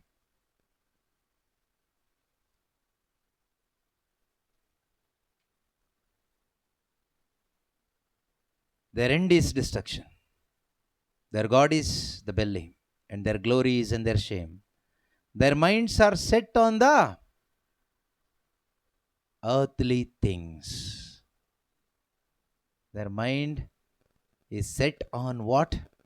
Earthly things. ಲೋಕಮಯವಾದ ವಿಷಯಗಳಲ್ಲಿ ಅವರ ಮನಸ್ಸು ಸೆಟ್ ಆಗಿಬಿಟ್ಟಿದೆ, ಲೋಕಕ್ಕೆ ಸೆಟ್ ಆಗಿಬಿಟ್ಟಿದೆ. ಲೋಕ ಅಂದರೆ ನಾಳೆ ಬಗ್ಗೆ, ಅದರ ಬಗ್ಗೆ, ಲೋಕದ ಚಿಂತಾ ವಿಷಯಗಳು. ಮನಸ್ಸು ಪೂರ್ತಿ ಏನಿದೆ? ಲೋಕದ ಬಗ್ಗೆ, ಲೌಕಿಕ ಜೀವನದ ಬಗ್ಗೆ, ಈ ಶರೀರದ ಬಗ್ಗೆ, ನಾಳೆ ಬಗ್ಗೆ, ಭವಿಷ್ಯದ ಬಗ್ಗೆ ಅನೇಕ ರೀತಿಯ ಚಿಂತೆ. Their end is destruction. ಆದರೆ 20ನೇ ವಾಕ್ಯ ಹೇಳುತ್ತೆ, but our citizenship is in heaven and it is from there that we are expecting a saviour, the Lord Jesus Christ. ನಾವು ಸ್ವರ್ಗ ಸಾಮ್ರಾಜ್ಯದ ಪ್ರಜೆಗಳು. ನಾವು ಅಂದರೆ ಯಾರು? ನಾವು ಅಂದರೆ ಕ್ರೈಸ್ತ ವಿಶ್ವಾಸಿಗಳಾದ ನಾವು. ನಿಜವಾಗಲೂ ನಮಗೆ ಗೊತ್ತಿರಬೇಕು, we are the citizens of the Kingdom of god. Our mind should set on the things above. ನಮ್ಮ ಮನಸ್ಸು ಸೆಟ್ ಮಾಡ್ಕೊಂಡಿರಬೇಕಾಗಿರೋದು ಮೇಲಿನವುಗಳ ವಿಷಯದಲ್ಲಿ, ಲೋಕದ ವಿಷಯದಲ್ಲ. ನಾವು ಮೈಂಡ್ ಸೆಟ್ ಮಾಡ್ಕೊಂಡಿರಬೇಕಾಗಿರೋದು, ನಾವು ಹೆಚ್ಚಳ ಪಡಬೇಕಾಗಿರೋದು ಸ್ವರ್ಗೀಯ ವಿಷಯದಲ್ಲಿ, ಈ ಲೌಕಿಕ ವಿಷಯದಲ್ಲಿ ಅಲ್ಲ. ಯೇಸು ಕ್ರಿಸ್ತನು ಅಲ್ಲಿಂದ ಪುನರಾಗಮಿಸಿ ಬರ್ತಾನಲ್ಲ, ಆ ನಿರೀಕ್ಷೆಯಲ್ಲಿ ನಾವು ಬದುಕಬೇಕು. ಆದ್ದರಿಂದ ಪ್ರೀತಿಯ ಸಹೋದರ ಸಹೋದರಿಯರೇ, ಒಂದು ವೇಳೆ ನಾವು ಲೋಕದ ಫ್ಲೋ ಪ್ರಕಾರ, ಲೋಕದ ರೀತಿಯಲ್ಲಿ, ಲೋಕದ ದಾರಿಯಲ್ಲಿ ಬದುಕುತ್ತಿರುವ ಕ್ರೈಸ್ತರಾಗಿದ್ದರೆ, ಈ ಸಂದೇಶ ದೇವರು ನಮ್ಮೊಬ್ಬೊಬ್ಬರೊಂದಿಗೂ ವೈಯಕ್ತಿಕವಾಗಿ ಮಾತನಾಡಿದ್ದಾರೆ, ನಮ್ಮ ನಿತ್ಯ ರಕ್ಷಣೆಗಾಗಿ. ನಮ್ಮಲ್ಲಿ ಯಾರೊಬ್ಬರು ನಾಶವಾಗುವುದು ದೇವರು ಬಯಸ್ತಾ ಇಲ್ಲ. ನಮ್ಮ ಮೇಲಿರುವ ಪ್ರೀತಿಯಿಂದ ದೇವರು ನಮಗೆ ಮತ್ತೆ ಮತ್ತೆ ಚಾನ್ಸ್ ಕೊಡ್ತಾ ಇದ್ದಾರೆ. ಇದನ್ನು ಲಾಸ್ಟ್ ಚಾನ್ಸ್ ಅಂತ ತೆಗೆದುಕೊಳ್ಳಿ. ಇನ್ನೊಂದು ಚಾನ್ಸ್ ಸಿಗುತ್ತೆ ಅಂತ ತಿಳ್ಕೊಬೇಡಿ. ತಿಳ್ಕೊಂಡು ಎಕ್ಸ್ಕ್ಯೂಸ್ ಕೊಟ್ಟು ಮೋಸ ಹೋಗಬೇಡಿ. This is last chance god has given me. ದೇವರು ನನಗೆ ಕೊಟ್ಟ ಕೊನೆಯ ಅವಕಾಶ ಅಂತ ತಿಳ್ಕೊಂಡು ಮಾನಸಾಂತರ ಪಟ್ಟು ಖಂಡಿತವಾಗಲೂ ಈ ಕ್ರೈಸ್ತ ಜೀವನವನ್ನು ಜೀವಿಸಲಿಕ್ಕೆ ಬೇಕಾದ ಶಕ್ತಿಗಾಗಿ ನಿರಂತರವಾಗಿ ತವಕಪಡಿ, ಅಂದರೆ ವಾಕ್ಯ ಫೀಡ್ ಮಾಡ್ಕೊಳ್ತಾ ಇರಿ. ನೋಡಿ, ಪ್ರತಿದಿನ ವೆಬ್ಎಕ್ಸ್ ಆ್ಯಪ್ ಮುಖಾಂತರ ಎಷ್ಟೋ ಜನ ಜಾಯಿನ್ ಆಗಿ ವಾಕ್ಯ ತಗೊಳ್ತಾ ಇದ್ದಾರೆ. ನಿಮಗೂ ಅವಕಾಶ ಇದೆ. ಯೇಸು ಕ್ರಿಸ್ತರಲ್ಲಿ ನನ್ನ ಪ್ರೀತಿಯ ಸಹೋದರ ಮತ್ತು ಸಹೋದರಿಯರೇ, ಆನ್ಲೈನ್ನಲ್ಲಿ ಪ್ರತಿದಿನ ಪ್ರಾರ್ಥನೆ ನಡೆಯುತ್ತಿದೆ. ಮೊದಲ ಬಾರಿಗೆ ಸೇರಬೇಕಾದರೆ ಪ್ಲೇಸ್ಟೋರಲ್ಲಿ ವೆಬ್ಎಕ್ಸ್ ಎಂದು ಟೈಪ್ ಮಾಡಿ ಮತ್ತು ಆ್ಯಪನ್ನು ಇನ್ಸ್ಟಾಲ್ ಮಾಡಿ. ಇನ್ಸ್ಟಾಲ್ ಆದ ನಂತರ ಜಾಯಿನ್ ಮೀಟಿಂಗನ್ನು ಒತ್ತಿ. ID ಜಾಗದಲ್ಲಿ ಈ ನಂಬರನ್ನು ಹಾಕಿರಿ: 17017722224. ಜಾಯಿನ್ ಆಸ್ ಅ ಗೆಸ್ಟ್ ಒತ್ತಿ. ನಂತರ ಹೆಸರನ್ನು ಹಾಕಿರಿ, ಇಮೇಲ್ ಐಡಿಯನ್ನು ಹಾಕಿರಿ. ಕೆಳಗಿರುವ ನೆಕ್ಸ್ಟ್ ಎಂಬುದನ್ನು ಒತ್ತಿ. ಬಲಬದಿಯ ಮೇಲೆ ಜಾಯಿನ್ ಒತ್ತಿ. ಕೇಳುವ ಎಲ್ಲದಕ್ಕೂ ಎಲೋ ಒತ್ತಿ. ಮತ್ತೊಮ್ಮೆ ಜಾಯಿನ್ ಒತ್ತಿ. ನಂತರ ಪ್ರಾರ್ಥನೆಯಲ್ಲಿ ಭಾಗವಹಿಸಬಹುದು. ಧನ್ಯವಾದಗಳು.